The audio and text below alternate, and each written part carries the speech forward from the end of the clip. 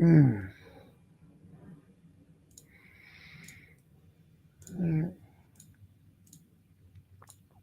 Good. Tom, it's I mean, let me actually I can Oh, do now brown cow. good. Let's see.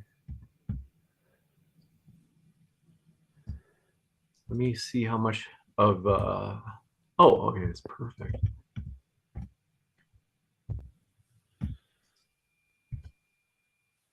Starting to storm. Hopefully we don't lose power. That actually would drop. Oh, That would be a bummer. So hopefully we're okay. I think we'll be all right. But just in case it happens, like, you know, we'll cross that bridge when if we get there. So all right, I'm gonna go and do that cold open, and then I'm gonna kick it right over to you, Daniel. So I'll say, hey everybody, today we're debating whether or not atheists are consistent skeptics, and we're starting right now with Daniel's opening statement. Thanks so much for being here, Daniel. The floor is all yours, and from there you can pick up the ball and start running. Sound good? yep. Just let me know when to press live. You got it. So yeah, you can go ahead and press live right now. Okay. Switching over to that cold open in 3, 2, 1. Hey everybody, tonight we're debating whether or not atheists are consistent skeptics, and we are starting right now with Daniel's opening statement. Thanks so much for being with us, Daniel. The floor is all yours. Bismillah, alhamdulillah, salatu wassalamu ala rasulillah. Atheists say they do not believe in God because there's no scientific evidence for God. The operating principle here is that in order to be justified in your belief in something, you need to have scientific evidence. But how consistent are atheists in applying this principle? My argument is that atheists are not consistent. They are selective skeptics. Let me share my screen here.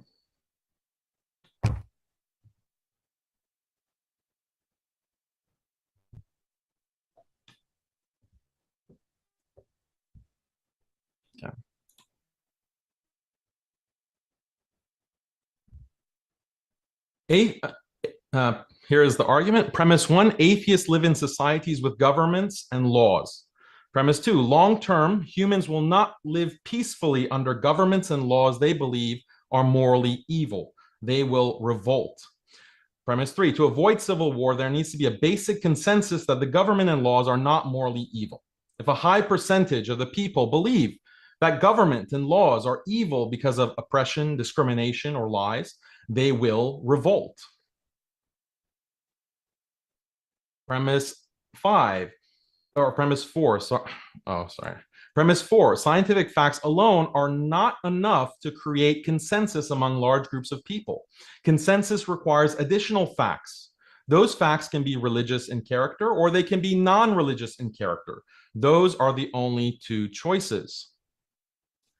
Premise 5, atheists reject purported facts that are religious in character. Therefore, in accepting political consensus, atheists accept facts that are not religious in character and are not backed by science. Therefore, atheists are not consistent skeptics, at least those living in stable, secular societies. So, for example, look at China. With over 60% atheist population, the highest in the world, do you think Chinese atheists are free thinkers? No, obviously much of their worldview is Chinese nationalist propaganda. Or consider the former USSR, a government which was explicitly atheist and ruled over millions of atheists. Were Soviet atheists free thinkers? No, their worldview was dictated in large part by Soviet propaganda. Well, we have the same situation in the secular West. The state propaganda is liberal, secular political ideology, and no one is more blindly committed to that ideology than Western atheists.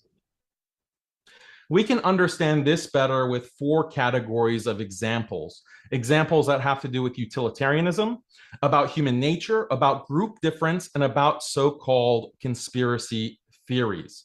Let's start with the first category of utilitarianism.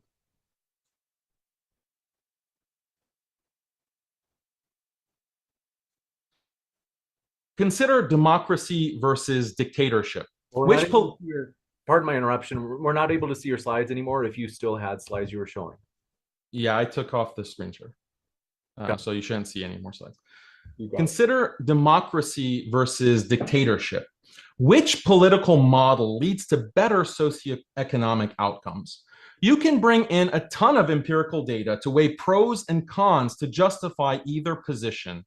But ultimately, science alone is not going to definitively decide.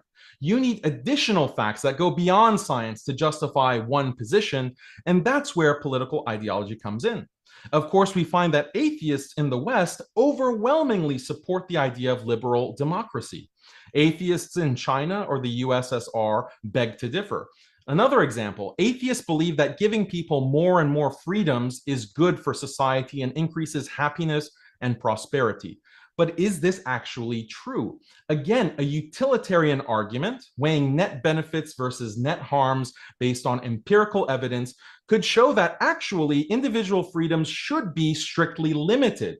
There could be arguments either way, but the point is science cannot definitively settle this question. Despite this, atheists are unanimous. Where's their skepticism? Or what about encouraging women to pursue careers as opposed to being mothers and homemakers? There is a lot of empirical data showing how careerism among women is associated with higher rates of mental illness, worse outcomes for children, and many other negative social effects. How do we decide which policy is best? One method is to let religion dictate laws and social policy. Religion creates that moral consensus, and that is most common in human history, but that's precisely what atheists reject. So how can secular governments create consensus? Well, they fabricate claims to support their liberal ideology and aggressively censor competing narratives. For example, if we were to suggest, well, empirical data shows that net harm of women in the workplace is actually greater than the benefit, therefore we should ban it, what is the response from atheists and the proponents of liberal secularism? They say, that's misogyny, that's hate speech, that's extremism. You're blocked from exploring or even considering a set of potential scientific facts. If you're an academic, you'll not get funding for your research. You'll be kicked out of academia. You'll get banned from social media. You might even be charged with hate speech in some secular countries. You're not allowed to research scientific facts that are politically incorrect according to the secular establishment. It's just asserted that science supports the secular position.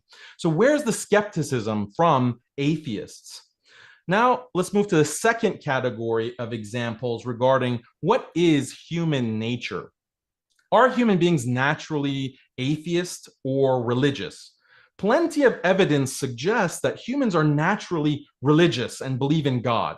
This would support laws and policies that prioritize religious perspectives, but atheists will deny the scientific facts here, or they won't practice skepticism about liberal secular claims that all people are born as atheists and it's only indoctrination that makes people religious, and therefore religion should be barred in all matters of governance.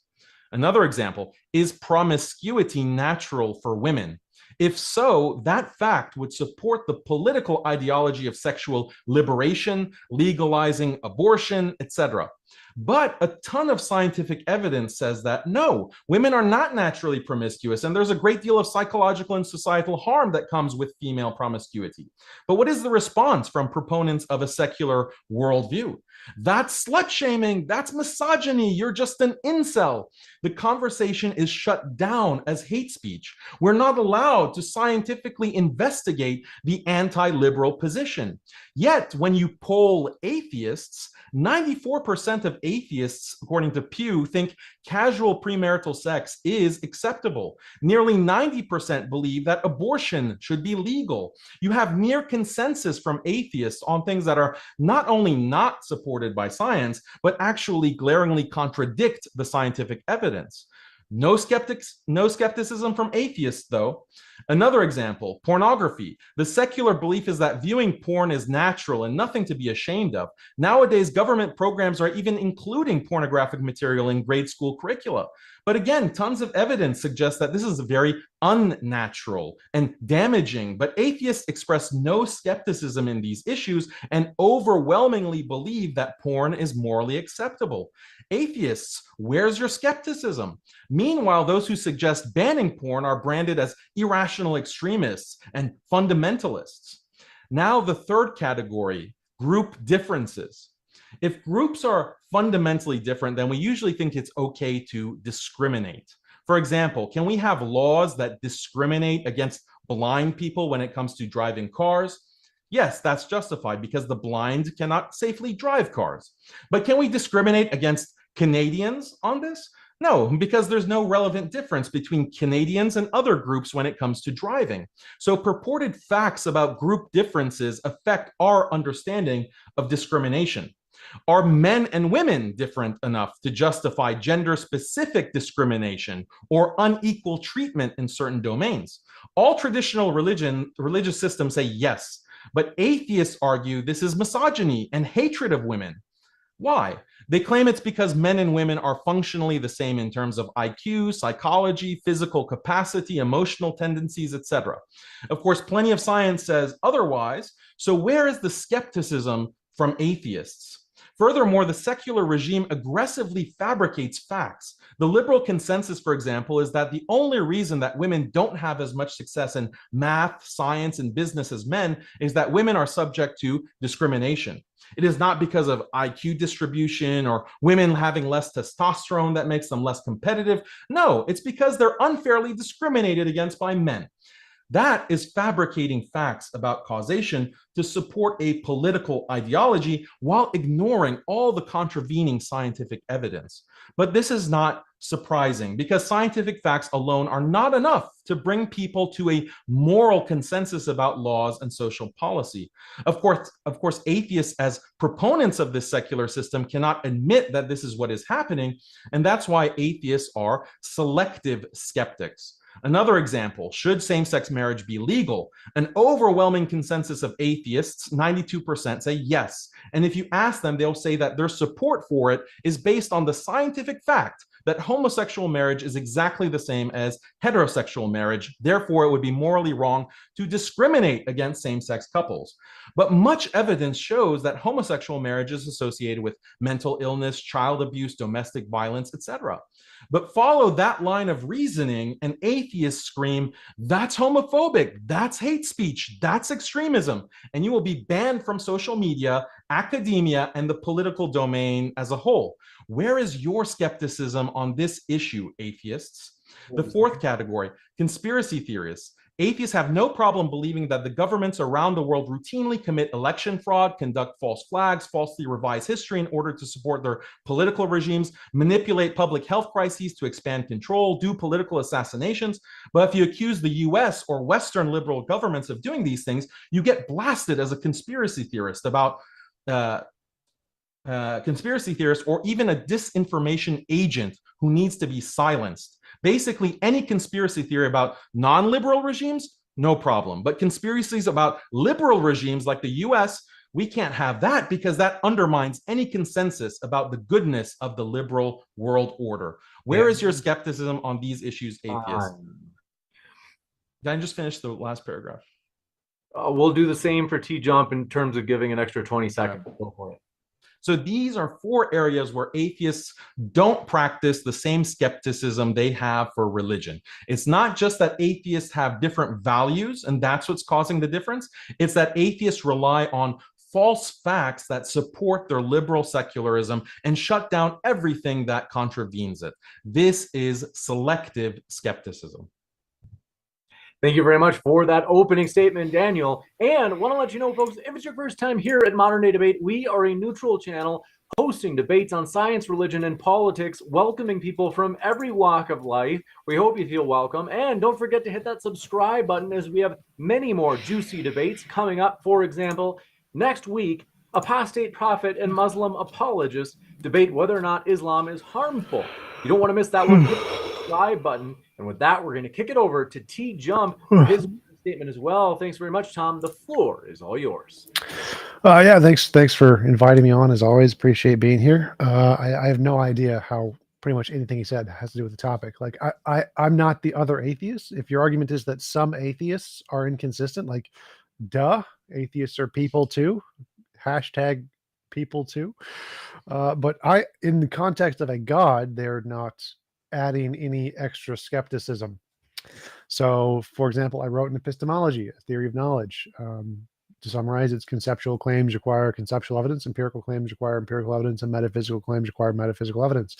I apply all claims to that exact same standard, including all the things you listed. Like women, on average, have a bell curve lower IQ than men. We know this. Same with physical strength. That's why they don't do as well in like chess.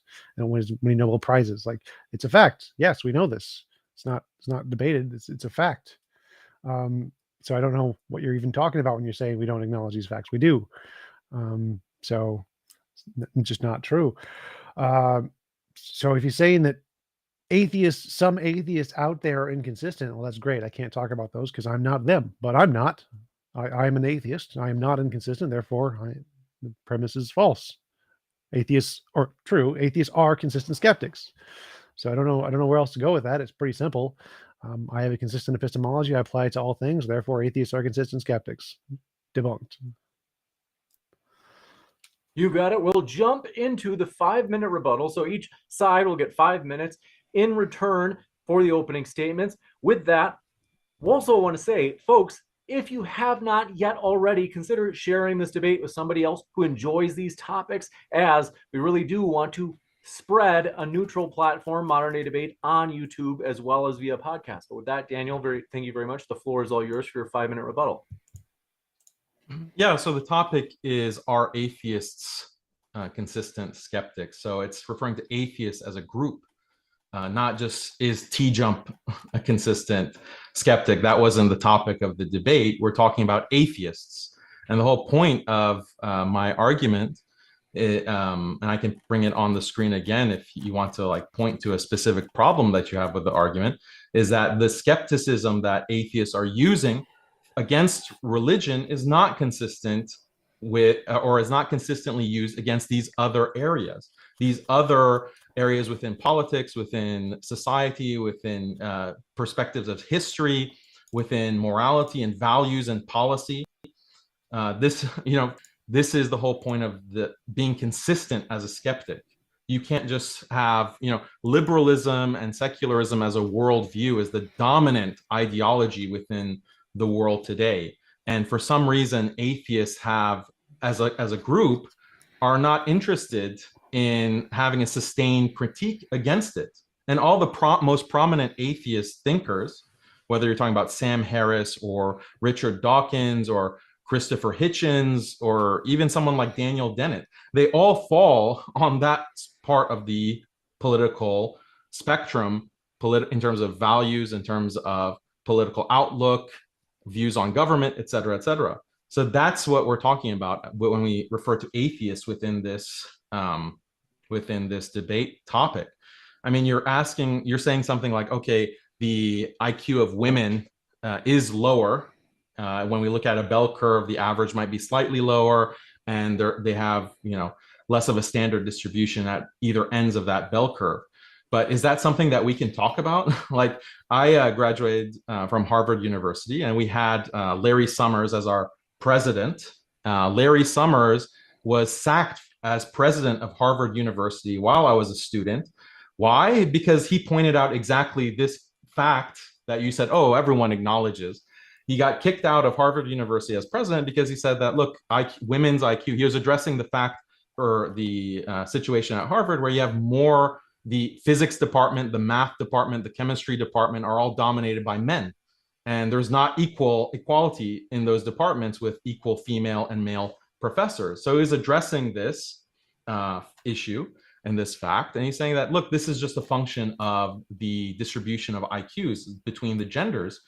And he was fired from that position. And who's leading that kind of witch hunt against him? It's people who have a secular value system and view religion as toxic and are critics of religion, including many atheists. So this is what you have to explain. That's the whole point of being consistent. The debate topic had said nothing about God or you have to be consistent about views on religion. It's just consistent skepticism. Muslims are consistent. We're consistent in applying. Yeah, laugh it up, Tom. We're consistent in that we approach the world through our religion, through Islam.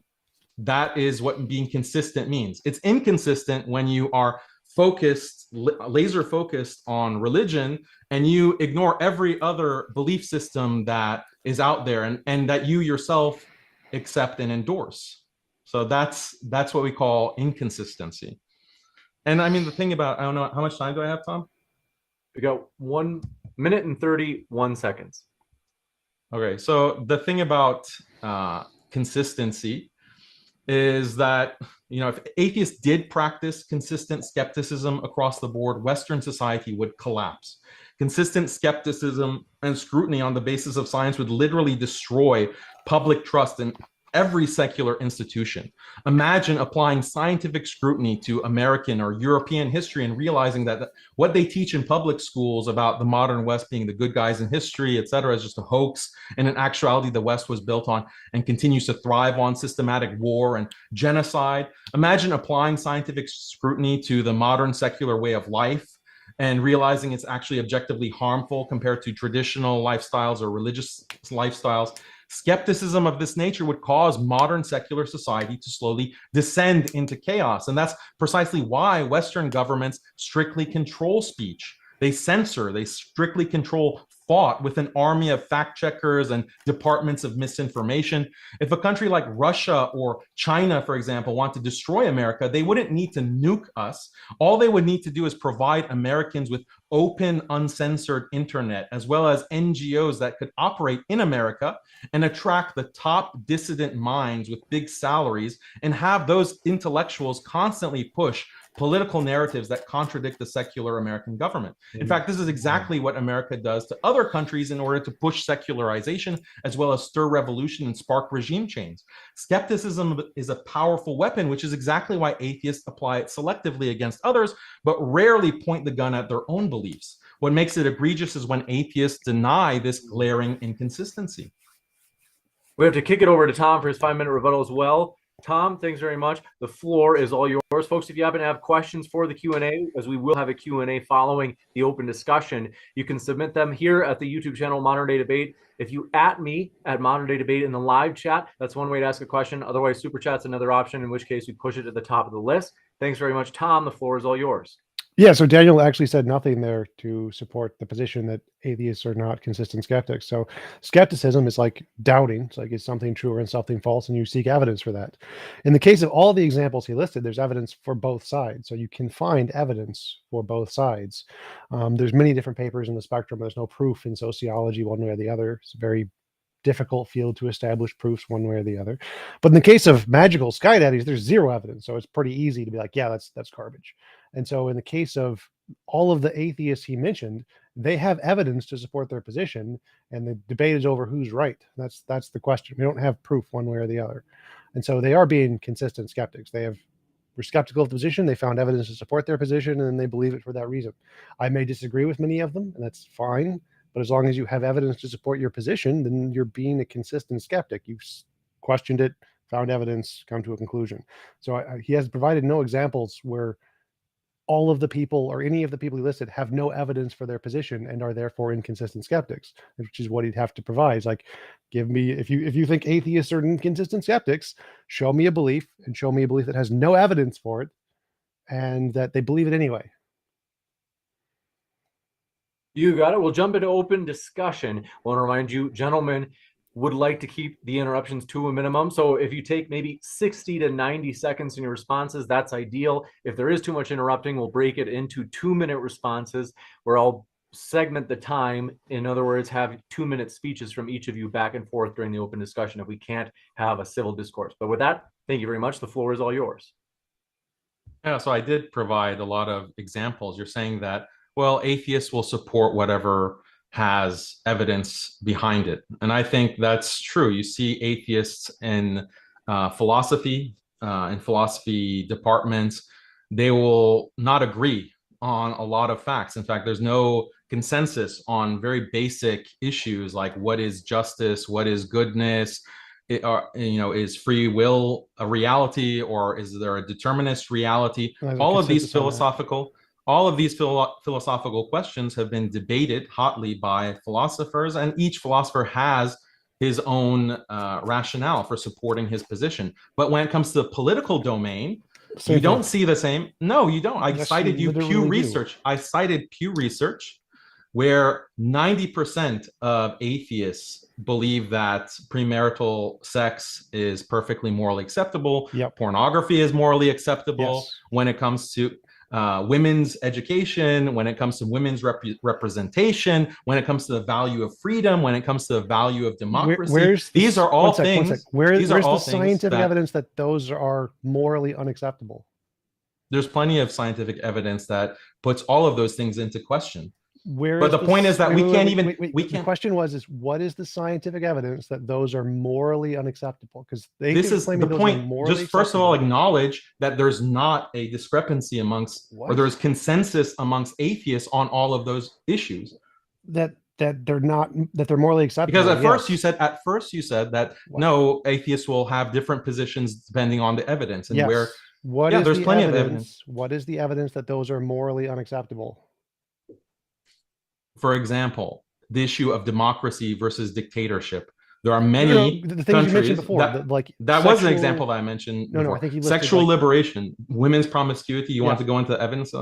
We can. Things you just listed like 5 look minutes. At any of my other debates. Look at any of the other articles. I'm not going to look at any of your debates. Sexual promiscuity creates psychological problems in women. It increases depression. What does that have to do with sexual morality? liberation. Stop interrupting me, dude. Stop interrupting me. Well, when you ask the question, I'm trying to answer your question. Yeah, you ask the question, I'm answering your question. Yeah, so don't interrupt. What do the things you listed, what do they have to do with morality? Because you said atheists is the issue of sexual promiscuity a moral issue or not? That's how it has to do with morality. Sure. Okay.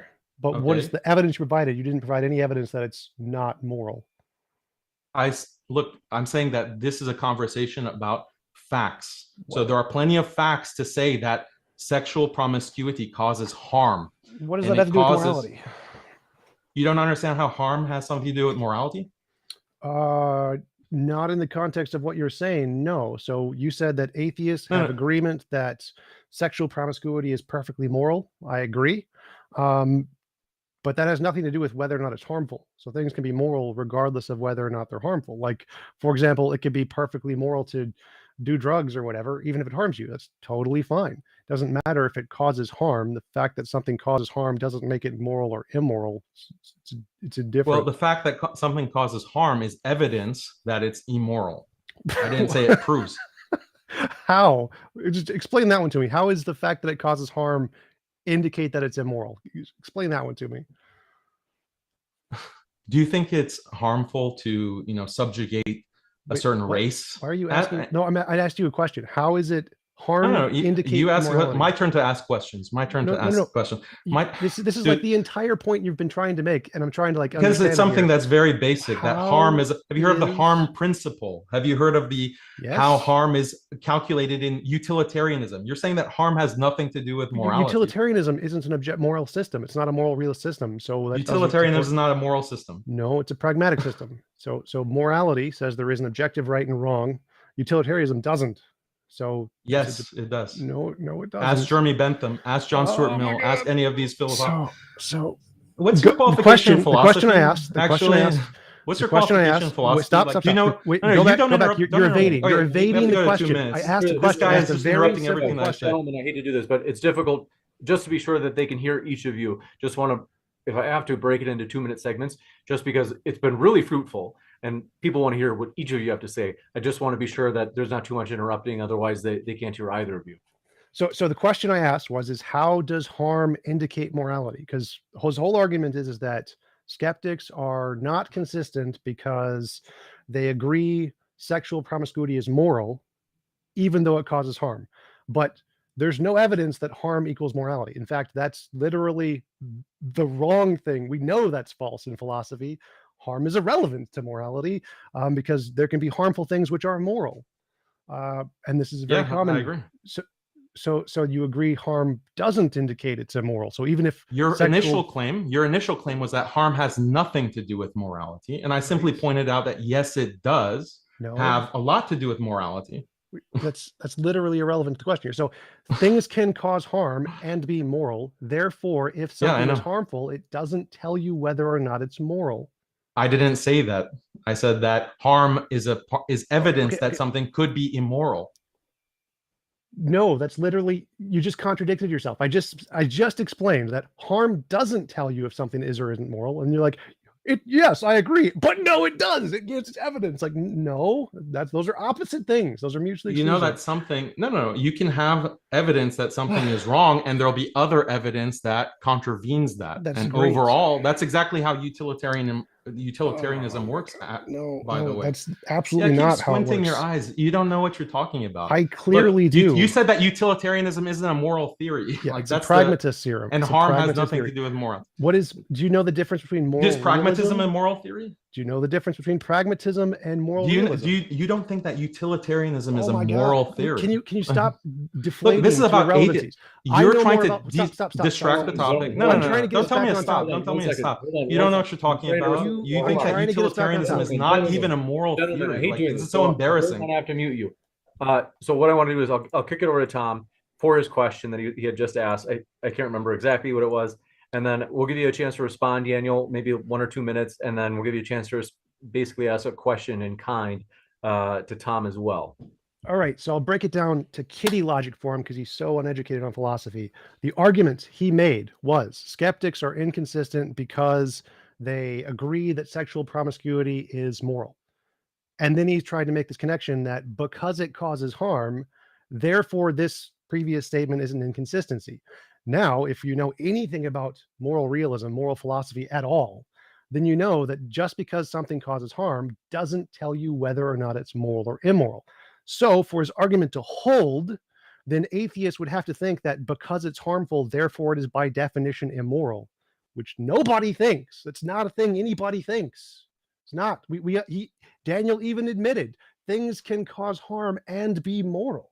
So one of these examples would be sexual promiscuity. It can cause harm and still be moral, and which completely contravenes his entire point here. If things can cause harm and be moral, then the fact that it causes harm is irrelevant to whether or not it's moral. And so the fact that atheists think it's moral isn't an inconsistency. Like baby steps on logic here, Daniel. Let's go.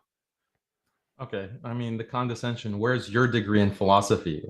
Where's your degree? I have multiple degrees in philosophy. Where's your degree? You should in ask philosophy? for your money back. I'm more. Don't interrupt. Don't interrupt. Don't interrupt, please. Okay, I didn't interrupt your stupid remarks. Okay, look, I didn't say that harm is conclusive in determining a moral position. I said that its evidence is one of the factors that is part of moral evaluation, and humans biologically take harm into account when they determine what they view to be moral or immoral. Now, you want to say that, oh, there is some kind of scientific consensus that promiscuity is not harmful? Where? Show me that. I literally said the opposite. Don't interrupt. Don't straw man me. I said the opposite. No, you're straw manning me. Don't interrupt. See, this guy is interrupting me now. Seconds, and then we'll come back to you, Tom.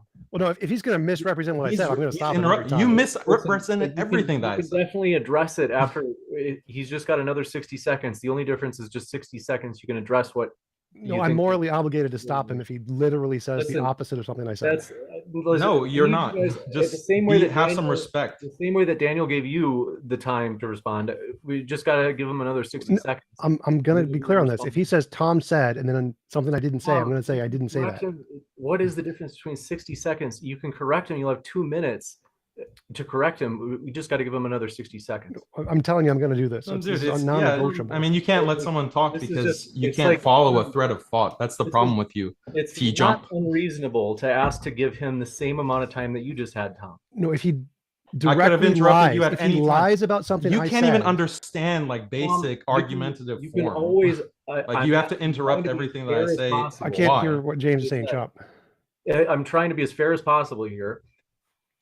I need you to just give him the same amount of time that you were given. If you think that he's That's lying, not you fair. can absolutely address it in the following statement. No. So if he literally says something did not ever say and is directly misrepresenting, like he literally says the word TJump said, and then something completely opposite to what I said, that's lying. And so the fair thing to do is say, no, that's not what I said. You can do that after his 60 seconds No. remaining is done. It's how debate has been done, like, for decades, where people would have time statements.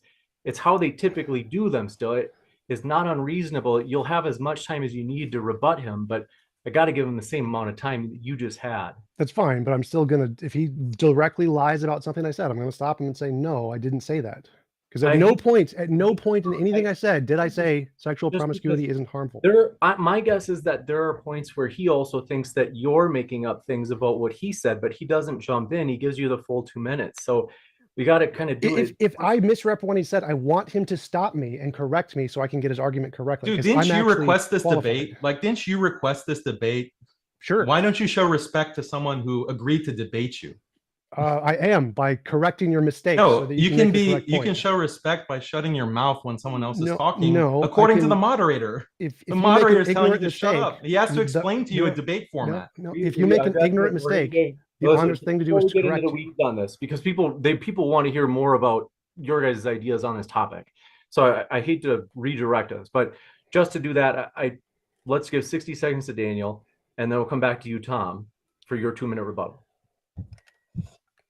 Okay, so the point that I was making is that there is the argument that TJump is making is that, well, on these political issues like sexual promiscuity is morally okay.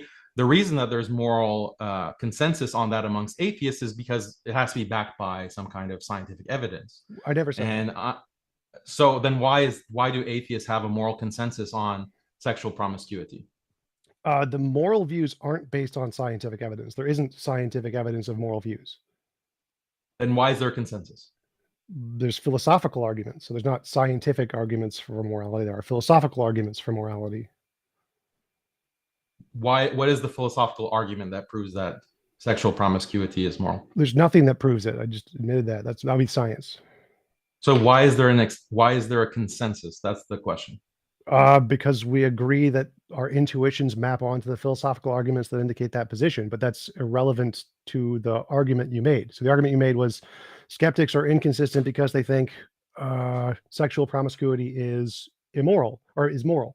And like, well, no, I agree. We think that is moral, but that isn't contradicting any kind of evidence against the argument that it's moral. Like, there's no evidence that it's not moral. It's not the case. No, there could be. Like, imagine like sexual promiscuity is discovered in 100 years that it actually destroys the brain, and well, again, you think that would immoral. So again, let me finish the thought experiment, please. Well, you had a good example. You had a good example. No, you don't let me finish the example. Let me finish the example. Let me finish the example. I want to make it better. So your argument is that if we discovered in the future that there's objective morality and it is objectively immoral to do sexual promiscuity. That's not what I said. I said it's discovered that it causes some kind of debilitating brain disease, or it has some kind of major issue. Like, for example, you have, or even like there's some disease that's being transmitted sexually. And for that reason, the government has to ban sexual promiscuity. You have to remain celibate, completely celibate. And they base that policy on the fact that there's this disease that's killing people right and left. That's a scientific fact that sexual promiscuity transmits this disease, which is killing people, and contraceptives don't work against it.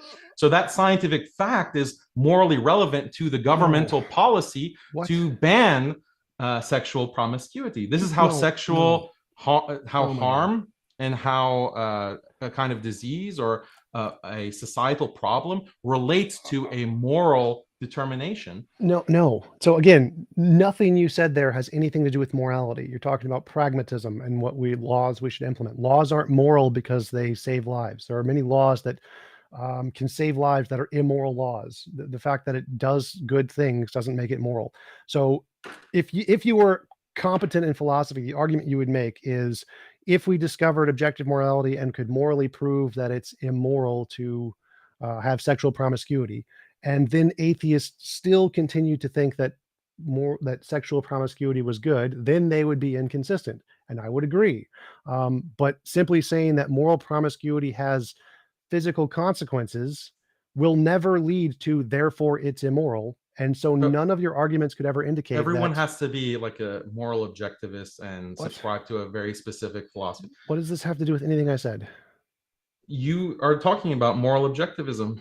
So explain to me why that's necessary to have a philosophical position before you can take a position on sexual promiscuity. To make atheists inconsistent, then they would have to be proven wrong. So if atheists think that sexual promiscuity is moral, for them to be inconsistent, it has to be proven wrong. They have to be objectively wrong. If they're not objectively wrong, then they can't be inconsistent with that belief. Therefore, like if objective morality was the case, moral realism, and we proved that they were wrong and they still chose to believe it, then they would be inconsistent. So for them to be inconsistent, there has to be objective morality and they have to be wrong. No, like the evidence that I'm bringing forth for you to consider is that you have to, if you have a consensus amongst atheists, what is grounding that consensus?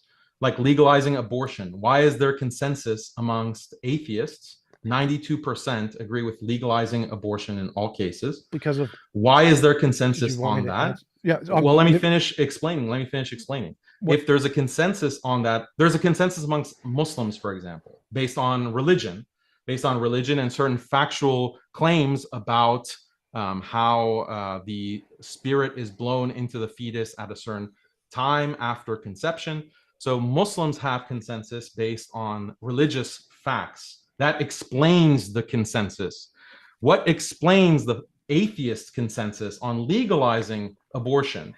What kind of scientific facts? There's none. It's moral intuition, moral progress, and philosophical. There's no scientific fact. Moral intuition disagrees with.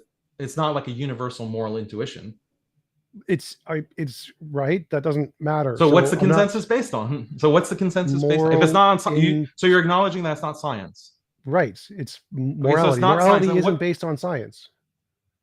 There's consensus amongst atheists on morality. Yes. But I'm totally lost on your argument here. So there are some things that are non-scientific. Like atheists have a consensus Harry Potter is the greatest book ever written. Like that's awesome. But that's not based on science, and they not literally every belief. That's a joke because there's no atheists there's no polls that show that. But there are polls that show that atheists. Yeah, it's a stupid hypothetical. There are some nonfiction books are preferred by the majority of atheists over other nonfiction books. Where's the consensus? If there were consensus, if all atheists, 92% said Harry Potter is the best work of literature, and I'd also want to know why that's the case. Like, what is causing that? Literally doesn't matter. So you can pick any hypothetical. It does matter. There's 100% consensus. Atheists like pizza more than poop. They like the taste of pizza more than poop. This is not based on science. I can explain. Yes, it is. It's based on the fact that humans do have a natural aversion. Human beings have a natural aversion to feces. That explains the consensus. It's not an objective fact. It's an opinion based on a feeling, which is nice. But there's not. I didn't no claim contradiction. Look, wait. Stop. We're not getting into a metaphysical discussion about what is objective or what is like. We have to go back. What is grounding these kinds of moral claims? I'm saying that these are scientific facts. What is the topic of the debate? Are atheists consistent skeptics? Right. And what does it mean to be a skeptic?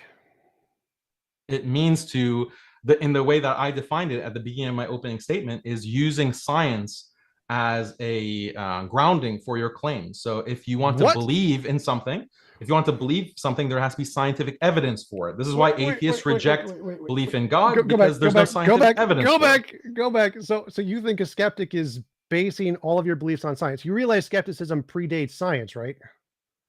I didn't use skepticism in the philosophical sense. I defined it at the beginning of my introductory statement. That the skepticism that the majority of atheists have with regards to belief in God and the existence of God is that there is no scientific evidence for God.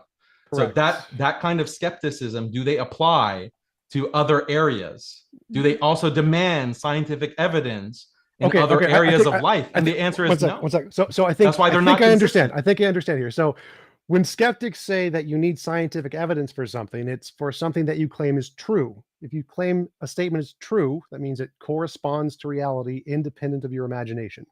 Now, if you make a claim that you're not claiming is true, like, I don't know, pizza is the best food, and you're not claiming that this is some fact of the universe, you don't need scientific evidence for that. Or if you're claiming Harry Potter is the best book, you don't need scientific evidence for that because it's not a truth claim about the universe, it's an opinion claim.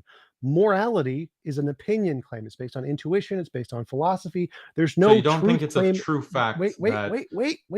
What you said earlier is the skepticism that most atheists are applying. Now, most atheists in the public are not moral realists. They're moral subjectivists. They believe in opinion. So when they say something is moral, like sexual promiscuity, it's an opinion statement. It's a subjective moral claim.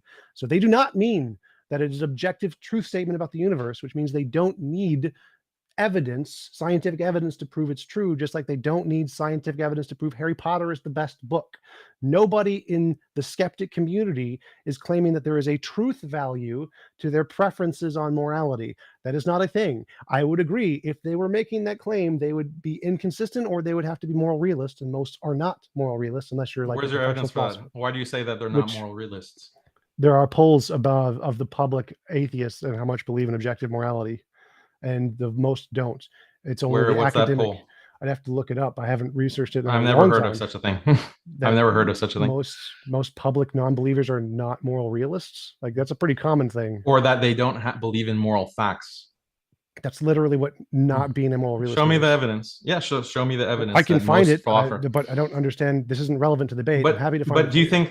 So if I were to tell you that, the government in Afghanistan right now is more just and is more moral than the U.S. government, Well, I'm not going to ask for evidence because Is that- you need to provide a definition of moral. So if you're going based is off it of, more? Is it a better government? Is the government of Afghanistan right now a better government than the U.S. government? if You it's think if I ask most atheists, they would say, well, I can't answer that because I don't believe in moral facts. no, they're going to say that based on my subjective morality, no, they're not better. They're not going to say that objectively they're morally worse. They literally don't say that. So every atheist's subjectivity works in exactly the same way. What? No, I never said that. So There's a why consensus. is there consensus? Yeah, why? If it's just the subjective. The same reason What's the there's a evidence? consensus among the best nonfiction novel or the best food or the best drink. People have cultural similarities that give them So intuitions. the question of whether Afghanistan has a better government than the United States is similar to the question of whether Harry Potter is the best work of literature. If It's the by same thing. better you mean moral and you're talking to a moral subjectivist, yes, I'm not a moral subjectivist. I'm a moral realist. So I think there is a correct answer there, a truth value statement. But for moral subjectivists, And why didn't you answer? because you literally said in the beginning, this isn't about TJump. This is about what most atheists believe. Well, answer for the moral objectivists, such as yourself. Which one's a better? Yeah, Government. I'd say that Afghanistan's government is objectively worse. It is objectively more immoral. Okay, well, what's the scientific fact that backs that up? There isn't a scientific fact. It's a philosophical argument, not a scientific one. Okay, so the moral realists that you're talking about, that you say is a majority, you say it's not a majority of philosophers. No, it's a majority of philosophers, a minority of atheists. So most people in the atheists aren't philosophers. A very small number of philosophers. So of philosophers in the Phil Surveys paper 2020, they did a poll. They said 70% of philosophers are atheists. 65% of philosophers believe in moral realism. Of the public, of whatever percent of atheists there are, I think it's like 20% are non-religious or something like that. The vast majority of them don't believe in objective morality. But that's different. So the average people are different from philosophers. Yeah, so they don't have they don't believe in objective morality, but Right. they all have a consensus. So you still haven't explained how that can be the case. Culture, I did. So there are cultural similarities. People like certain things better than other things, and so if you're a moral subjectivist, you're going to base your morals off of the culture. So you're conceding that a large portion of the atheistic worldview of atheists who are in the West is based on just cultural, things that they've adopted and follow blindly. For beliefs that don't have anything to do with correspondence to reality, like opinion statements, Obviously, like no one claims. But you just said that opinions. they're moral facts. Why are you Wait, taking the what- subjectivist position? I don't even understand. You're saying things what that you're not don't understanding. have So correlate. If you're a I moral am realist, a you do moral think realist. morality does correlate with reality, right? Yes, I'm a moral realist. I believe morality is So why are objective. you just saying the subjectivist position? Because you said in the beginning, this is not about TJump. This is about atheists in general. Are atheists consistent skeptics? So I'm talking about their position, who you were talking about. That was you brought them in. You said talk about these people. If you want to talk about my position, I'm happy to talk about my position. Pick one. Neither of us are inconsistent here. Pick one. So on the non-objectivist position, the subjectivist position. Yes.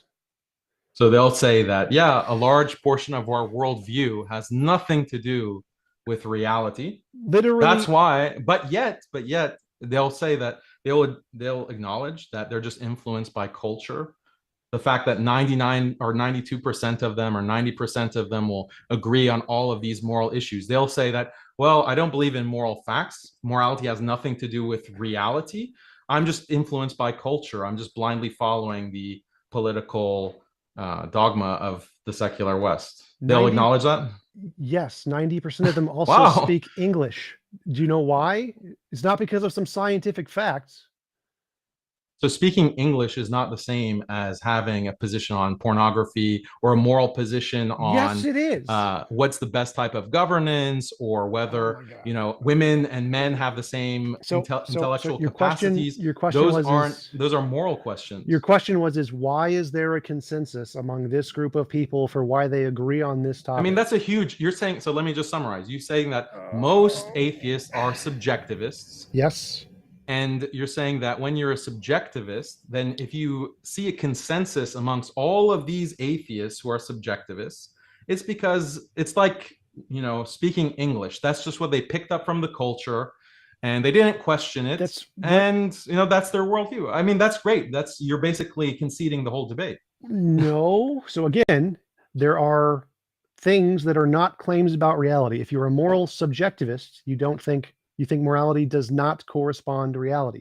So I got that. So skepticism is being skeptical of claims of things that do correspond to reality. So if you claim something, that's not how I define skepticism. Well, you defined it dumb. Like no skeptic defines it that way. There is no skeptics on the world the way you define it. Zero people believe what you believe.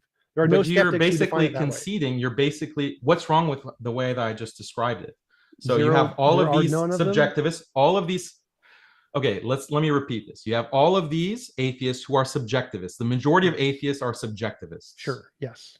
A huge portion of their worldview, basically all politics, moral positions, political positions, historical positions on like history. No, all of these things can be disputed. So just let me finish. So all of these, facts. But you just said that has nothing to do with reality. You said that's subjective. Morality. So is ought distinction? There's this big thing in philosophy. Maybe you've heard of it. Is ought politics? Politics is based on so trying morality or facts? Facts.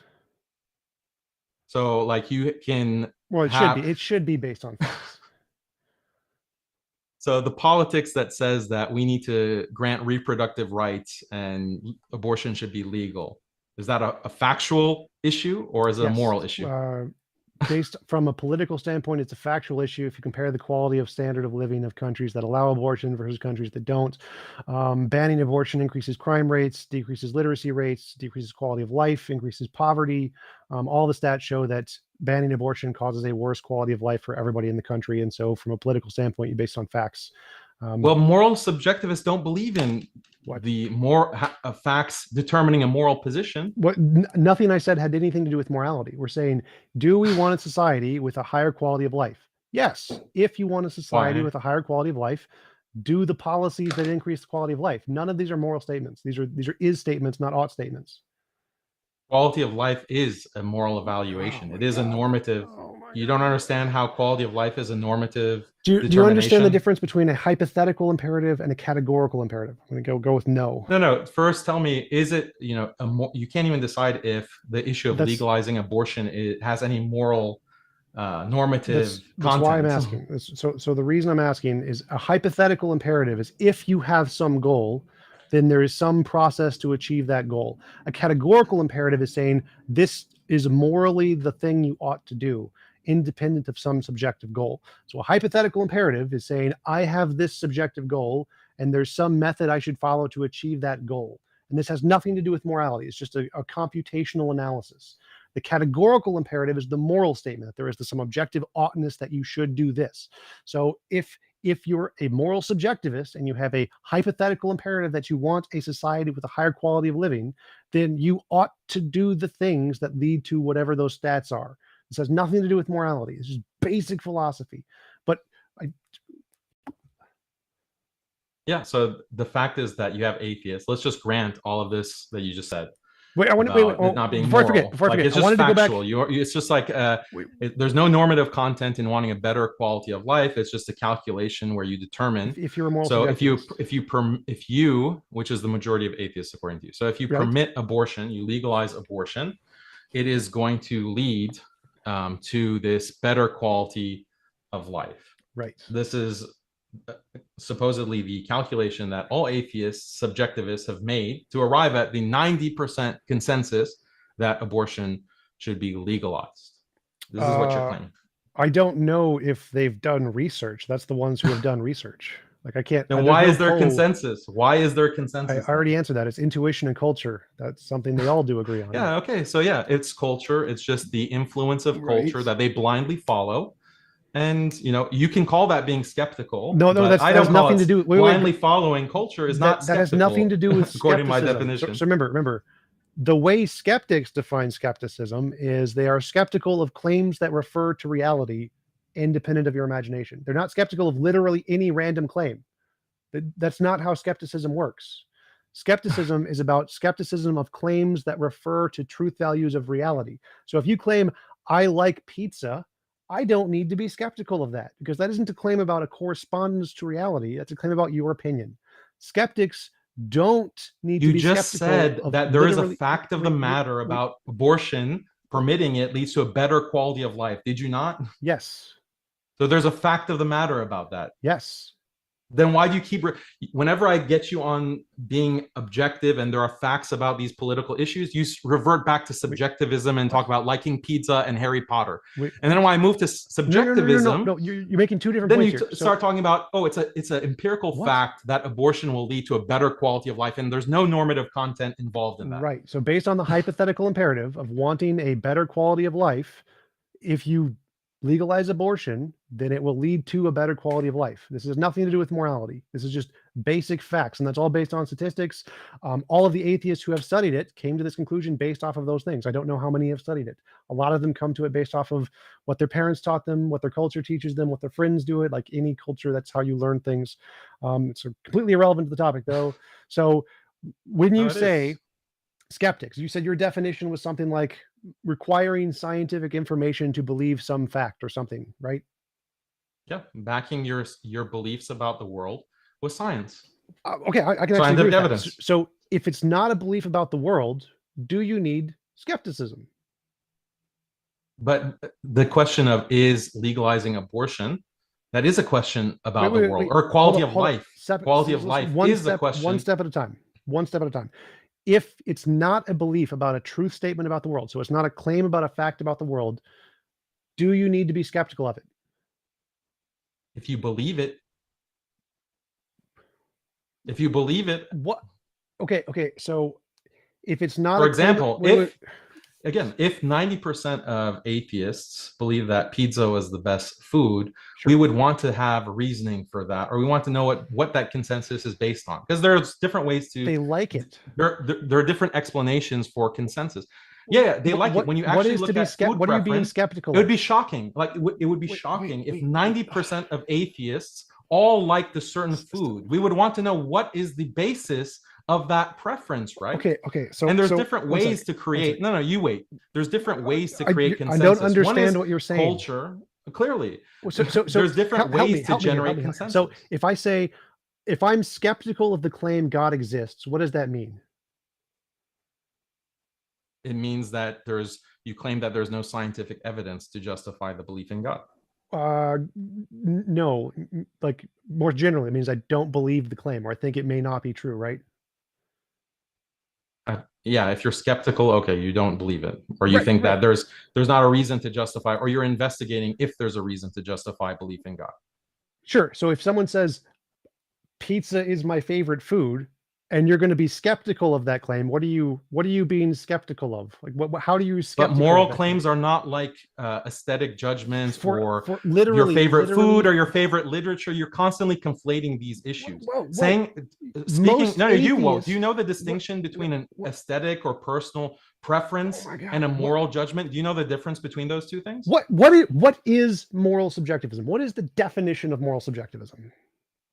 Okay, look, you either decide moral subjectivism and we can argue that, or we can talk about moral objectivism. When you talk about politics, look, when you're talking about politics, and you said that no, there's a fact of the matter that legalizing abortion improves quality of life. Stop interrupting. Stop. James, come on. I want you to interrupting what I'm saying. Wait. You made the claim. We do want to go into 2-minute segments just to be sure that there isn't. Yeah. No. I want to stay on the let topic. it go pretty wild, and it's been acceptable to where it hasn't been too much. But I prefer 2 minutes. Yeah, it is drifting back into that area of where it is a lot. No, it's definitely not. So he's making the claim. 2 minutes, please, James. Like he just interrupts my time. I let him finish his thoughts, but he doesn't extend the same courtesy to me. So it's because you completely are not answering the question. I need an answer to the question. Well, I've kind of let it be like the Wild West for the last like 20 minutes, and for a while it was okay, but it is getting a little bit like I do want to make sure that everybody hears both of you. And so if we just break it into 60 seconds, not minutes. I'm just ignoring you. I need an answer to the question. I'm focused on the question. The question is, he's claiming. Tom, I know that, but I don't want to get distracted by irrelevancies. I need to answer the question. This is the entire point of the debate. At the same time, it is reasonable for him to be concerned about being interrupted too much. Just the same way that you wouldn't want to be interrupted too much. I'm not even saying anything. I'm asking a question. So I'm making 0 points. When I give an answer, you interrupt because it's not answering the question I'm asking. He summoned me. I'm answering the question, and if you answer a different question, a good degree of that. So here's the question. Here's like what? Well, let's just let Daniel finish the last point that he was making, and then we'll come back to you for that question. So it's just 30 seconds. Daniel will give you a short and pithy wrap up on whatever point it was you were making, and then we got to give Tom the full 2 minutes. So 30 seconds, good, Daniel? Okay. When I get my 2 minutes, I'm going to ask a 5-second question and then let him answer and interrupt him and stop him because it's still my 2 minutes until he answers the exact question I'm asking. So in my 2 minutes, I'm going to let him talk, but I get to interrupt him. Then I won't answer any of your nonsense questions until your time is up, and then I'll address them all together. No. I just work with me, guys. So basically, okay, we'll give you 30 seconds, Daniel, and then we'll get Tom a chance to ask a question, and then we'll go from there. Okay. So the consensus that we find amongst atheists on these political issues, I'm trying to understand what is the basis for that consensus. I think it's pretty clear that the basis for the consensus is what Tom admits, that it's culture, but culture involves things like censorship, things like controlling discourse, things like censoring, countervailing information. And that's what we see with all of these issues. When it comes to differences between men and women, differences between different groups, when it comes to utilitarian calculations about what form of life is better, a liberal secular system or a traditional religious system, whether on issues of any kind of area of religious traditional lifestyle, all of that, those are things that can be censored heavily and are censored heavily into one kind of liberal position. That's why we see consensus. You've had your 30 seconds. Let's go back to the topic.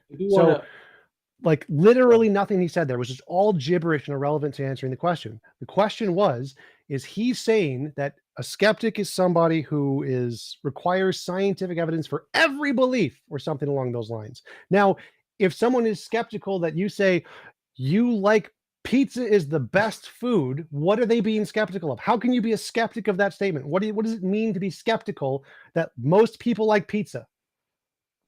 Personal preference. Can I talk, or is your 2 minutes done? Yes. No, I can interrupt you if you miss the question. Keep going for your 2 minutes. Go ahead. No. I'm going to play the interrupt game. I'm not even going to play this. So go. Why? What does it mean to say that if most people like pizza, you're skeptical of that? Factual claims. Liking pizza being the best food is not a factual claim. Yes, thank you. That's exactly what I wanted to hear. So claims that are not factual claims, you don't need to be skeptical of. So for a moral subjectivist who thinks morality isn't a factual claim, it is perfectly consistent for them to not be skeptical of that, right?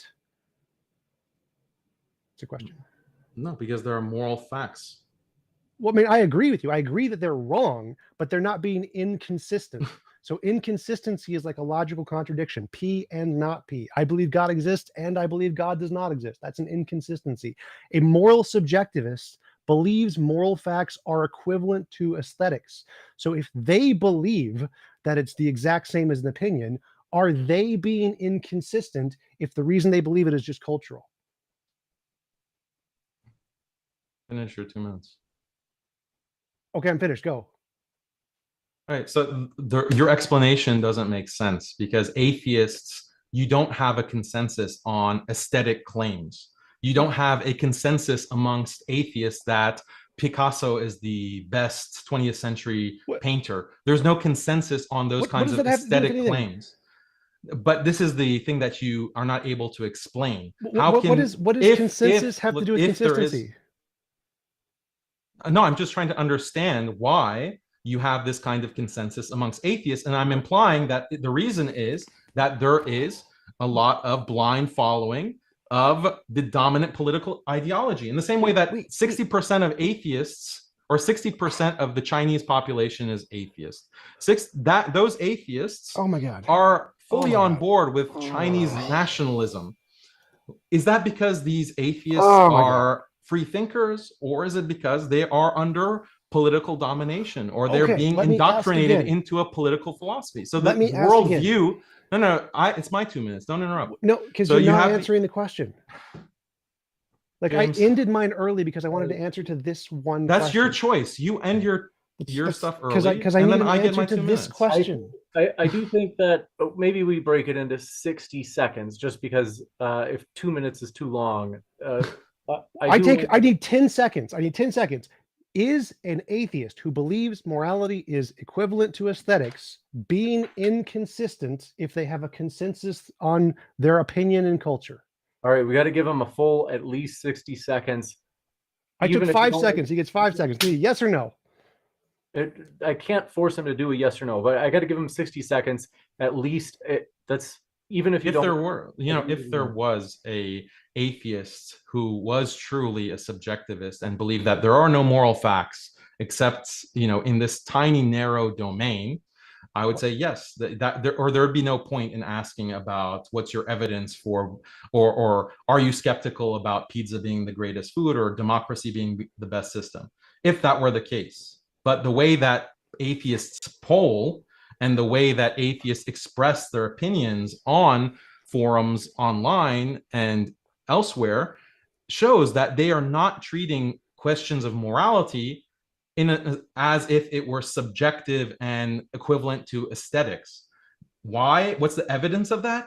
It's because they have overwhelming agreement on these issues, whereas with other aesthetic issues, with other aesthetic problems or aesthetic issues, like is Picasso the greatest artist, is Harry Potter the best work of literature, there is no consensus amongst atheists. I'm still lost on how you're making this connection between consensus and aesthetics. Like whether or not something has a consensus is completely irrelevant to its epistemic treatment as whether or not it's a truth claim of reality. So like if there's one piece of art that literally every human being liked, and another piece of art that literally every human being hated, that wouldn't make it not aesthetics because there's a consensus. You saying that there's a consensus, we would wonder why. I don't care. Why is there consensus? Why would there? Yeah, it does matter. Why is there consensus? The question is consistency. Is someone being consistent if they say they like it because of they like it, essentially? No, that's perfectly consistent. It doesn't matter if everybody says that, it's still consistent. Whether or not the number of people who say they like something because of it's aesthetically pleasing doesn't make it not aesthetics. And so the fact that there's agreement in morality doesn't make it not a subjective statement from a subjectivist perspective. Literally what you're saying is just basic misunderstanding of the terms of philosophy. Like it doesn't matter how much agreement there is among an aesthetic claim. It doesn't make it not an aesthetic claim. I granted all that. It can be an aesthetic claim. You can define it however you want. You want to say there's no such, you want to take this supposedly dominant atheist position of subjectivism. There are no moral facts, even though before you were saying that there could be facts that about what leads to the best quality of life. Okay, so That's even not if we moral restrict, claim. so fine, let's take it as aesthetics, as all aesthetics. You still have to explain why is there this consensus, and you admitted that it's because of culture. It's about these other Yes. factors that are influencing. Sure. So most people would see that as not being consistently skeptical. How is that not being consistent? Again, so if a person thinks morality equals aesthetics, and so they just believe what the culture does or whatever, how is that person being inconsistent? You're talking about a single person. I keep I'm trying talking to about the majority look of at the atheists. demographic. So I'm saying the Okay. majority of atheists, if all they do is say, I think morality is equivalent to aesthetics and I just believe whatever the culture is, how is the majority of atheists who are moral subjectivists being inconsistent? Let's go to the example of abortion. Why do 92% of atheists say that they support legalizing abortion in all cases? Why? I don't think it's in all cases, but I think it's because they believe That's it's the moral. Pew Research. I don't just see that. I don't think it's all cases. I think they just legalize I abortion. said, But should abortion be legalized in all cases? yeah, I don't think Women's 90% bodies. say that. But the question, to answer your question, Should we the bring up question the was, Pew study? wait, Should we wait, bring I up the want Pew to, study? I mean, I don't care. I'm Hey, happy answer if the you're right. question It's then. fine. Why? The question was, So why? Why? Because it's their cultural values. So they believe that it's morally correct to allow abortion. If it's morally correct, how is that subjectivism? Because they believe, I mean, if you're a moral subjectivist and you believe something is moral, you can still do that. I'm not sure what your question is. So what does morally correct mean if there's no fact of the matter? What do it mean? What would it mean Corresponds to be to your moral correct? intuitions. But why would? So there is an objective fact about your intuitions. Then. Oh, they exist, sure. So when you say intuitions, do you mean that things that every human being has? No, I mean the individual. So an individual has individual moral intuitions, and if they're a moral subjectivist, that means what morality is whatever corresponds to their moral intuitions. So being morally correct, that's the expression that you use, means corresponding to whatever you think, whatever you For feel. a moral subjectivist, yes. I'm no moral realist, so I disagree. But for a moral subjectivist, that means that morality is defined by the cultural description of morality of that individual and their culture. So if you're a moral subjectivist, then you think morality is equivalent to aesthetics. So what you like may not be what a different culture likes. And so if you're saying something is morally better in your culture, then that's just saying a cultural claim for a moral subjectivist. Again, I'm not a moral subjectivist. And so for that person, they aren't being inconsistent when they're saying we all like abortion, because that's a cultural claim, not a fact claim about the universe. Okay, so they agree, and it's not a factual claim about the universe. Right, just like they agree on their favorite foods or the language they use or their favorite books. It's a preference for moral subjectivists. Literally, in moral subjectivism, morality is an aesthetic. Yeah, I just think that there's an empirical argument that I'm making here that you don't seem to want to acknowledge. Is that when you do have, if it were the case that this was purely aesthetic and it's just a subjective experience that these atheists have, then there shouldn't be a consensus. There shouldn't be 90% agreement. Just like there's not 90% agreement on any other aesthetic judgment that atheists have. So again, I think you're saying that opinions can't have a consensus. That seems to be your argument. People can't have a consensus. No, I'm saying if there is a consensus, yes, then it has to be on perceived facts, or it's on the basis of a certain reasoning or a certain ideology that is being accepted. Oh my God, right. But so it's not. So it seems like you're saying it is impossible for people to have a consensus on something that has no factual basis, just on their feelings. You're saying it is not possible for people to agree on something. No, it is because it exists. I said this consensus exists. I'm acknowledging that it exists. I'm trying to get explanation from you. What? Again, so I'm not following your argument. For atheists to be inconsistent, that's the argument. Are atheists inconsistent in their skepticism, or inconsistent in thinking that that's fine. Science is the basis for their beliefs? Again, and for their worldview, for major components of their worldview. That's not relevant at all to this. So the question is, for them to be inconsistent, they have to apply skepticism to a claim about reality and not apply it to another claim about reality. So if they're applying it to one claim about reality and the other claim has nothing to do with reality, then they're not inconsistent. So I mean, the other proof that aesthetics is not the same as moral judgment is through I agree neurological studies. Like when you light up a person's, you hook someone up and you look at their brain function.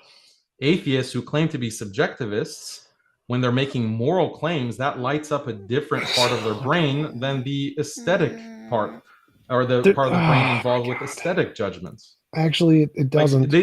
Yes, it does. So yes, aesthetics, neurological evidence. Are you questioning that? Stop. Yes, because what you just said is so dumb. Aesthetics is covered by each of the five senses. Each of the five senses is covered by multiple parts of the brain. The somasensory cortex covers judgment. Touch. Yes, aesthetic judgment, genius. Not sense perception. Oh my God. So aesthetic judgments, when you think of something that you like, the parts of your brain that light up are the parts of the brain that are correlated to the thing you're thinking of. So if you think of physical touch, your somasensory lights up. If you're thinking about sound, your brachiosensory lights up.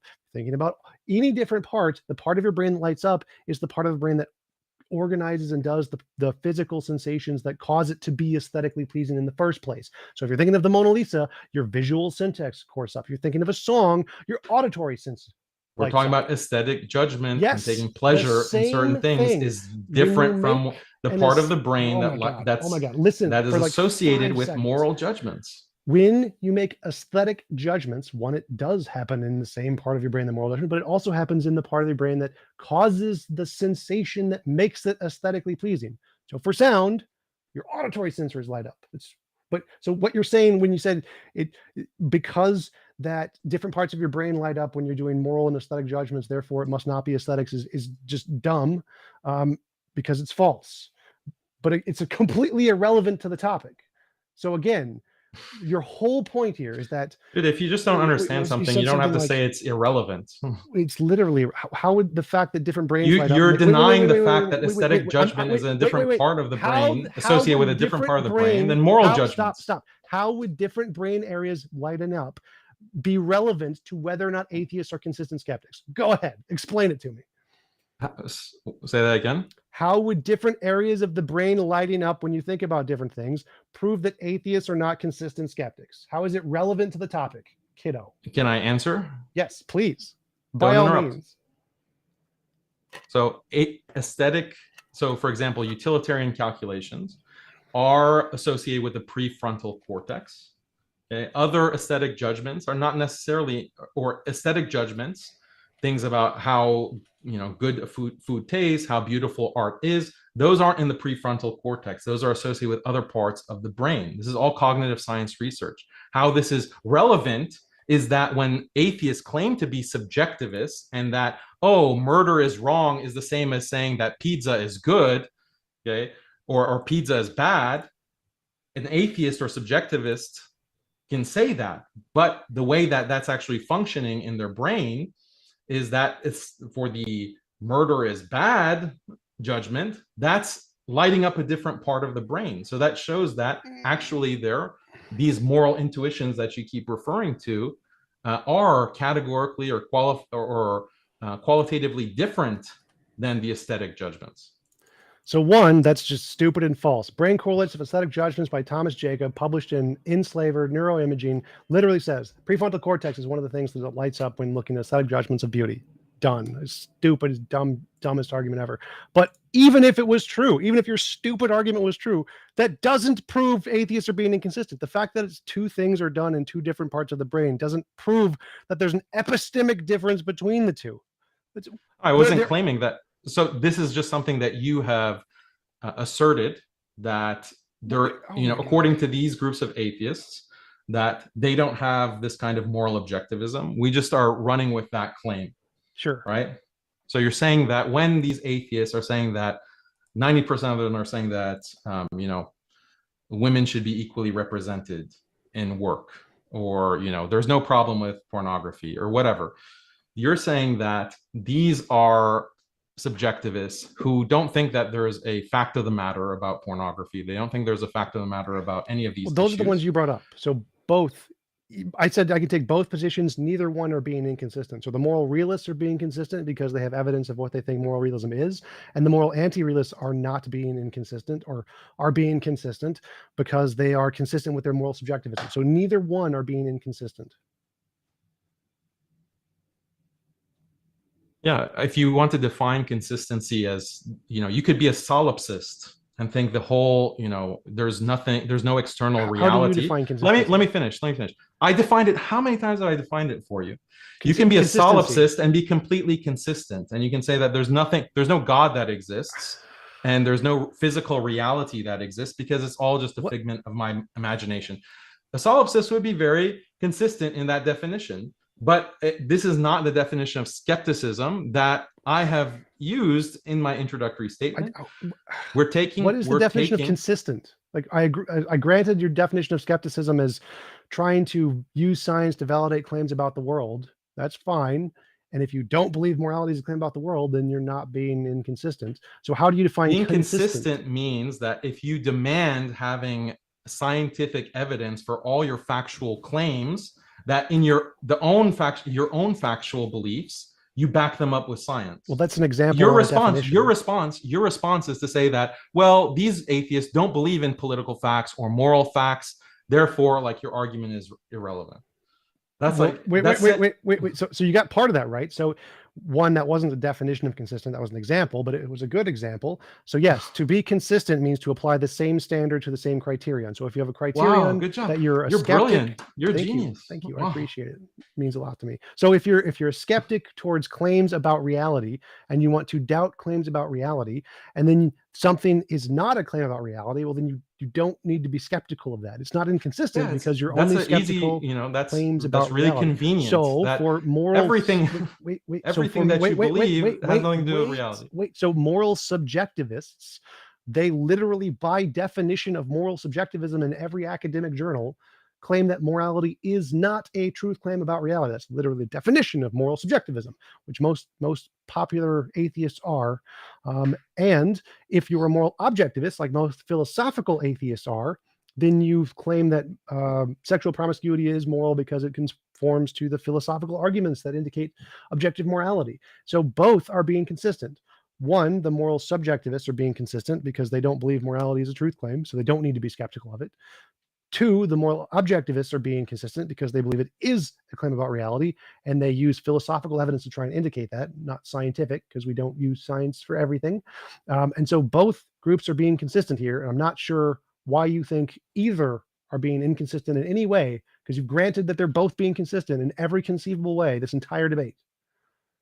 Yeah, so it seems like you just conceding everything. You're just bickering about, like, what's the exact definition of consistency. All I wanted to show is that a large part of the atheist worldview, as determined by polling of atheists as a community, shows that their beliefs are not actually based on scientific fact. Right. That's all I want to show. Well, I agree. Like, yes, we believe most of the things we believe, like my favorite color, my favorite drink, my favorite sports team. None of that's based on science. So yeah, the vast majority of my beliefs aren't based on science. You think that what's my favorite color is the same thing as is genocide wrong? No, I'm a moral realist. Subjectivist that you're talking about. Yeah, we don't care about your objectivism. You said you, so it's the generic you, as in atheists. Believe that genocide being wrong is like saying, green is a bad color. Like, okay, you want to go with that extreme definition of subjective, you're just making atheists look more ridiculous, actually. Well, I agree. I think it is ridiculous. I think that is a very silly position. I agree with you, and I don't think that moral subjectivism should be the consensus, but it is. So what? Yeah, I think that a lot of atheists who are watching this are going to disagree with the idea that whether Afghanistan has a better government or is like hardcore Islamic Sharia is a better form of government than liberal democracy. Right. That judgment is the same as, is pizza my favorite food or not? Well, if they're moral subjectivists, they won't. But there are lots. You're of saying the moral majority leaders. of them. You're saying the majority of them are Yes. moral subjectivists. And So yeah, so in the chat, people can chime in and say, you know, if you're an atheist, whether you think what Tom is saying about subjectivism, whether that's your actual view about morality. And specifically about Sharia, because when I look, you know, I've debated many atheists and they have very strong views about the morality of Islamic law and Islam as a religion, and the you know, implementation of Islam in society. They have very, very strong views, and they're all consistent on those views. Next time I debate an atheist, I haven't yet met an atheist who is a subjectivist in the way that you described, but next time I meet such an atheist, I should say, hey, this is all just subjective according to you, right? You know, you're going to debate me on whether pizza is the best food or Harry Potter is the best literature. That should be the response of Muslims whenever the majority of atheists, according to you, on Reddit, you know, the fedora wearing atheists start arguing about, oh, the Sharia, Islam is so barbaric. That should be the response of Muslims. Congratulations, Muslims have discovered the moral argument. Yeah, that's literally what I'm Christians, mocking you. You don't even get it when I'm mocking you. Well, no, I mean, that's literally the argument Christians use against most atheist debaters who are moral subjectivists. Like, yeah, literally, that's why they suck at debate. You just caught up to the Christians that were like 1,000 years ago, because that was their argument. Yeah, you can't have morality without a God. That's literally the argument you're saying. That's your argument. That's your argument. You can't have you can't have morality if there's no correlation with, or this is your interpretation or your projection on what atheists believe, or the majority of them, that, oh, you can't have morality if there's no objective matter of fact about what morality is or what moral claims are there. That's literally what objective means. So yes, but I mean, I agree that moral subjectivism is silly, and I think it's silly that most atheists are moral subjectivists, but for something to be objective, it has to be true about reality. That's what the word means. This may be a good opportunity to go to the Q&A. Gentlemen, both ready? Well, I want to make this point. There's he said that I'm wrong about aesthetic judgment being a different part of the brain than moral judgment. So let me read you this paper. 1 second. From Thomas Jacobson. And the title of it is Brain Correlates of Aesthetic Judgment of Beauty. And there's a quote here: behavioral results confirm the influence of stimulus, symmetry, and complexity on aesthetic judgments. Direct contrast showed specific activations for aesthetic judgments in the frontomedian cortex, bilateral prefrontal and posterior cingulate left temporal pole, and the temporoparietal junction. In contrast, symmetry judgments elicited specific activations in parietal and premotor areas, subserving spatial processing. Interestingly, beautiful judgments enhanced bold signals not only in the frontomedian cortex, but also in the left intraparietal sulcus of the symmetry network. Moreover, stimulus complexity caused blah, blah, blah. Not prefrontal cortex. Aesthetics and morality judgments share cortical neuroarchitecture. Nora Heiselman and Susan Weber. Pwned.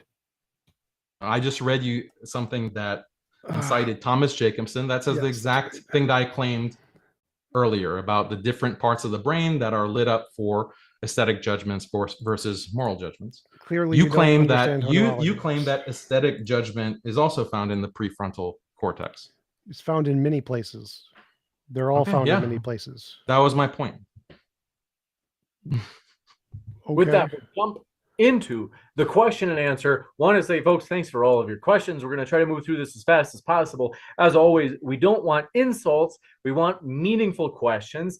This one we're going to let slide. It's not an insult, but it's not particularly germane. They say, will Daniel debate Lloyd de Jong on the Sharia? I don't know who that is. You got it. DL. It's always possible. Send me a request. You got it. Question for Daniel from DL says, why does Botswana do better than its neighboring countries concerning economics and health matters? Botswana is at 6,700. They don't say particularly what these numbers, what metric this is. They say South Africa is lower at 5,000. And then they basically names a number of other countries, Zambia, Zimbabwe, Angola, that are lower than Botswana as well. It's the abortion. Yeah, Yeah, maybe it's just some kind of liberal policy that somehow makes Botswana better than its immediate neighbors. Yeah, The but when you look at, abortion law, yeah, literally, that's the point. but there's no, fact of the matter of whether abortion is morally justified or not. So This one from DL says, question for TJump. Why did atheist countries like Albania and Cambodia not do as well as countries in similar environments?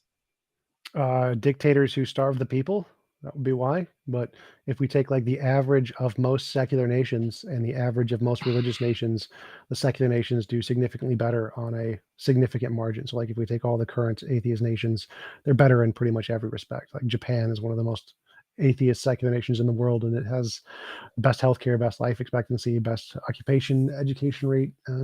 Pretty good. what about China? But even if we include China, it's still better off than the majority of religious Yeah, but nations. China is becoming the dominant power in the world. Is this an Is argument that against the, atheism? is or it a, for is it a liberal democracy? Is it a liberal secular democracy? No, but I wasn't arguing for liberal secular Yeah, you democracy. were. No, I was saying quality of life. So the quality of life in China is still better than a lot of the Christian nations in Africa and around the world. So it's even including But China. it's not liberal. It's not a liberal secular I system. didn't say anything about liberal. I said atheist. So You atheist did. countries, like no, I said atheist countries. I take the atheist, modern atheist countries and take the average. Their quality of life is better than religious countries. Include China, include North Korea, include Russia. Russia's actually mostly Christian, but we'll include it anyway. Atheist countries are still better. It has nothing to do with liberalism. Yeah, so Liberalism you can helps. get those better outcomes through brutal dictatorship. Well, Does that mean brutal dictatorship is justified? No, they lower the average. They don't help the average. They lower the average. But it's directional, so they're on the way to be the top superpower. China. What does that have to do with the average? So secular nations, if you take the average, there's some bad ones, lots of good ones. Take the average, higher average than the religious average. So if China becomes the highest GDP country, best socioeconomic status, and they achieve that through their current model of brutal social control and dictatorship, then you would support that model of governance, or you'd say that's a good model of governance. Better than starving to death in a religious nation, yeah. I mean, like the standard is a comparison here. So is it better than a religious nation? Not is it good? No, that's the question. So like whatever has the best outcomes means something that you'd support, or pragmatically, not morally. We've got to jump. Yeah, so these are scientific facts. Like these are facts. Right. What nations are producing the highest GDP? Yes. These are facts that you bring into moral determinations. That's the whole thing that I was arguing. Pragmatic, not moral. Pragmatic, not moral. So morally, the most moral nation is the Jain nation who gives all of their money to charity. They are not the highest GDP. They don't have the highest life expectancy. They aren't the best economically. They are not the best. So why would that be the most moral? Because they impose the least involuntary imposition of will and do the most to help everyone else. So they do moral things like giving all of your money to charity. That's very moral, not very That's pragmatic. not the way that atheists evaluate what is the best system of government. That's how I do. You asked about me. How do I assess whether something's moral and political? That's what I hate to do it, but because we have so many questions. Sunflower says, TJump, labeling yourself as an atheist puts emphasis and priority on the lack of belief in God over any other lack of belief. By labeling yourself as an atheist, you are revealing your anti-God bias. No, I mean, like the label atheist does target God, but it doesn't mean I have a bias against God. It just means that that's the label I identify as. So I mean, I'm also anti-murder, but I don't like label myself an amurderist. I'm equally against murder as I am against God. This one from Cameron Hall says, doesn't religion allow immoral things to be moral? Yes, lots of them. In fact, that's primarily what it does. Daniel, any thoughts? Agree? No, I mean, what's your standard of morality? And if you're like most atheists, according to TJump, you're a subjectivist. So you can't really make determinations of morality one way or another. This one from Made by Jim Bob says, Tom, there is no evidence for the law of identity, but you believe it. Any evidence you present will require assuming the law of identity beforehand. Conceptual claims require conceptual evidence. Simply imagining it is, in fact, evidence that it's true. So for things like conceptual laws, math, logic, semantics, linguistics, those don't require empirical evidence like scientific because they're not empirical claims. They're conceptual claims. So you only need conceptual evidence. This one from DL says, Daniel, are you asking why atheists don't have the same opinions aside from religion? Rand and Marx are both atheists, but disagree on every other issue.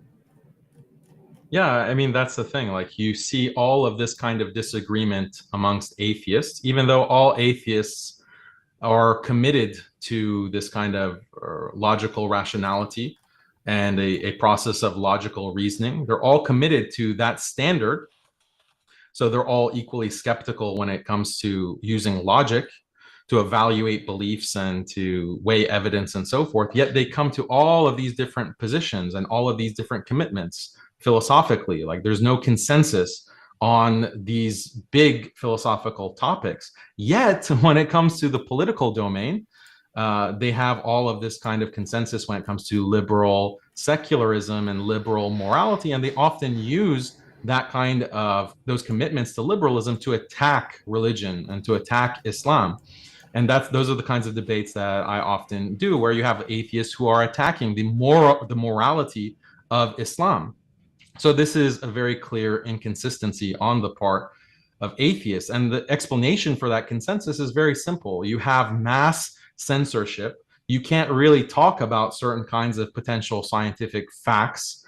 You can't really talk about, well, maybe it's not a good idea to have unlimited individual freedom in society. Maybe democratic representationalism isn't the best kind of system. Maybe it was a mistake to, allow same-sex marriage. Maybe it was a mistake to allow sexual liberation. These actually lead to worse outcomes. It leads to a worse quality of life. It leads to all kinds of misery and suffering and depression. You can't even explore those lines of thought. Why? Because there's censorship, because there is also policies, hate speech policies that will shut down any kind of exploration of these kinds of topics. So liberal consensus, it's not a mystery why atheists are all aligned on these liberal issues, is because they're indoctrinated. They're a product of indoctrination. And Tom pretty much conceded that. Absolutely everything he said there was wrong. I conceded that most atheists are subjective moralists, which is the truth, but everything else he said was just objectively wrong. This one coming in from Pancake of Destiny says, thank you, James, Modern Day Debate Team, and all mods for creating this channel. I have to say, all credit goes to the guests. Daniel and TJump are linked in the description, so you can hear plenty more from each of them if you click on those links, and that includes if you're listening via the podcast. We put our guest links there. But thank you, Pancake of Destiny, for your kind words, who said, this channel helps with my depression.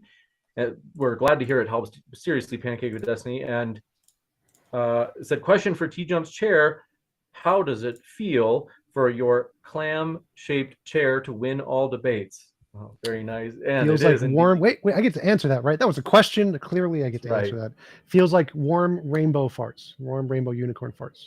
It's a tremendous chair. We love the chair. Sunflower says it's more likely that actions that result in harm are immoral than moral. It's not necessarily true, but it's certainly more likely. Involuntary impositions on the will are harmful, TJump. You lose. Well, no. So examples like working out or playing video games or challenging yourself, like things can be an imposition on will and cause harm, but be moral because you want to experience them. Like playing video games. Most people play video games competitively against others and lose the vast majority of the time, which is somebody else imposing on your will, but it's moral because you want to be in those kinds of situations. So the vast majority of those kinds of impositions on an everyday basis are not immoral. Simply causing harm doesn't indicate whether something's moral one way or the other. It wouldn't, and so it doesn't actually relevant to the argument of whether or not something is moral. This one coming in from Bitter Truth. I'm going to read some of these together because some of them are more statements. We'll give you a chance to respond to each of them. Daniel said, religions are a curse on humanity, and Islam is the worst religion. Haqiqa, I think they mean you, Daniel. I don't know what Haqiqa refers to for sure. They say this is the misspelling of his last name, probably. Can you defend? And then said, I'm sorry, Quran Toba verse. Is this something I've never heard of? Toba, like T-O-B-A? Toba verse, spreading hate and insulting humanity, even Hadis. I don't know what these things mean, but we'll give you a chance, Daniel, to respond before I go through any more, because there's another question from them. Yeah, I mean, debate atheists who want to claim that Islam is morally bad because of this verse in the Quran or this hadith. And when I take them through like basic argumentation, and I will make a utilitarian argument, or I will make a argument appealing to natural human emotions, they really can't respond.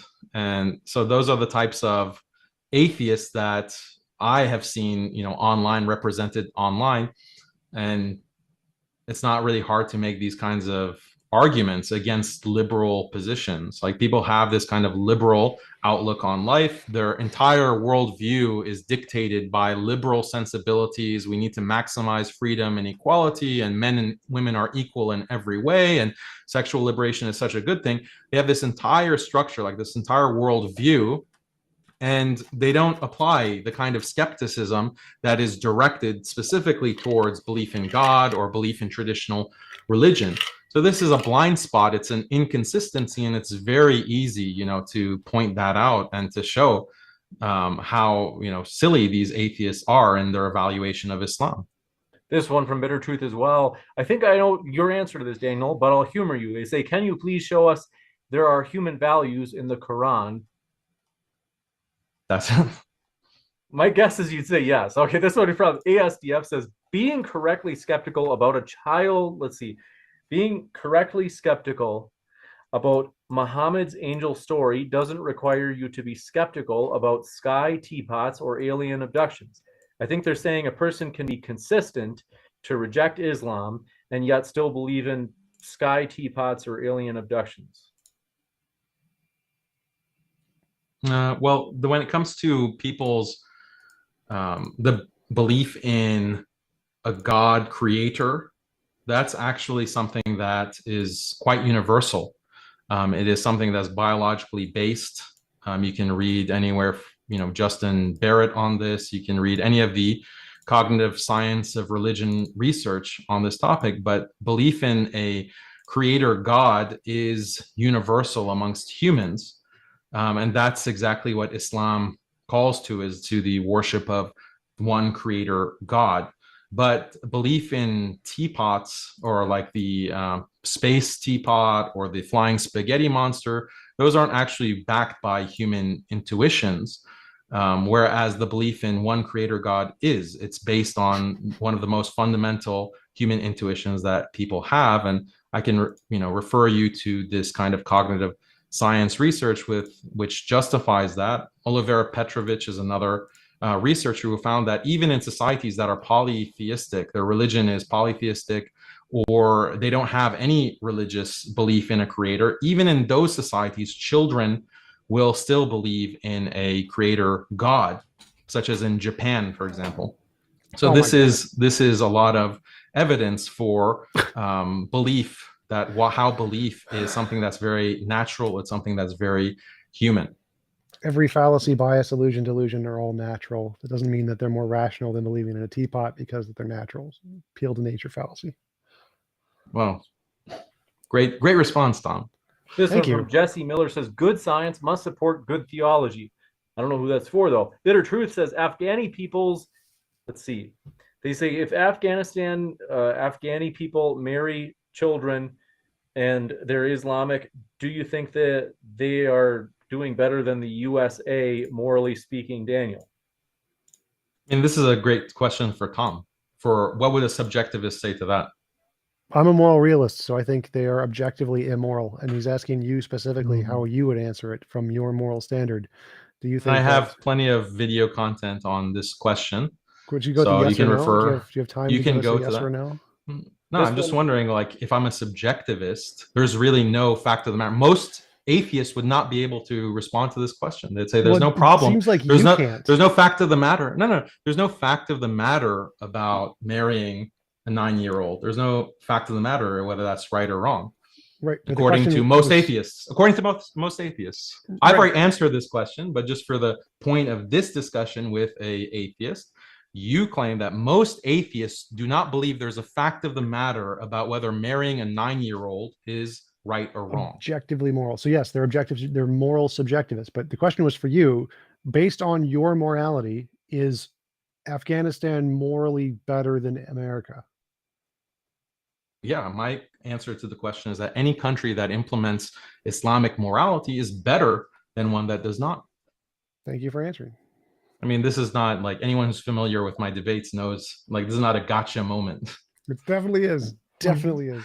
No, the gotcha moment is that most atheists, according to you, think that there's no morality about that question. That's the gotcha. Right. I agree. I think that's stupid. I'm a moral realist. I agree. Yeah, most atheists are stupid, right? Right, Tom? In many ways, most people are stupid. Yeah, most atheists are stupid, right, Tom? This one Most from humans. Bitter Truth says, Daniel, I'm sorry, Bitter Truth, I'm trying my best. I don't know what this is saying. They say the Quran has hundreds of scientific errors. How did God who created this universe and didn't know about it, claiming he made the universe, which is wrong? Come on, I don't know what. Maybe you guys know what that means. I don't know what that I mean, means. it's just Hindus Errors in the who... Quran. He's just saying there's errors in the Quran, therefore it can't be true. Wow, there's errors in the Quran? Oh, okay. This one from Bubblegum Gun says, if the Harry Potter book gave you cancer, that would be a utilitarian fact. Books don't give you disease. Sexual promiscuity can. Awful argument. TJump. You soy boy. I added the last part. Okay, so come on, Tom. I don't understand the argument there. Like, the argument was, again, that harm does not equate to morality. So whether or not a book did or didn't cause you harm wouldn't make it any more or less true that it's the best book. So it's appeal to consequence fallacy. It's literally like. So I have a question for you, Tom. Like, you have this belief that if you impose on someone's will, that is involuntarily, that is wrong. So there's no concept of harm in that? No. So like if someone wants to die and you kill them, that's moral. So it's only if they don't want to be harmed and you harm them, is it immoral? If they want to be harmed and you harm them, then it's moral. So you're just like you're just asserting or postulating that is what morality is, that imposing the will. No, that's my conclusion based on the evidence. But what evidence supports that? Moral intuition and moral progress, the philosophical dilemmas, and all of the progress in the field of philosophy over the past 500 years. Well, isn't China a counterexample? Because China does not allow individual freedom to the same extent as many liberal countries, yet it is progressing. That's the directionality that I was talking about. It's becoming a world superpower, despite the fact that it socially controls heavily its population, imposing on the will of people. Isn't that a great counterexample of what? Whole morality? So your whole morality about progressivism and moral objectivism. No, again, so there's no part of my morality that says being moral leads to more progress. It's not literally the opposite of what I said. The most moral people are the Jains. They don't make the most progress. Progress and what makes pragmatic growth in the world has nothing to do with morality, has to do with pragmatism. So no one thinks that being moral is going to lead to more technological So then what's growth. the evidence? I'll repeat what was the evidence that imposing your will on people is wrong? You said there's evidence for that. Moral intuition, moral progress, the philosophical dilemmas. And moral progress. What is moral progress? The changes of moral intuitions over time across cultures in this consistent pattern.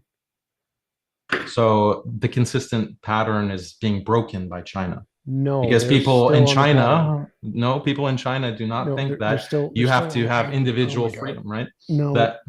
So the pattern is that if we go back 1,000 years, when they think that rape and slavery is totally fine and okay, those no one ever thought that rape was wrong.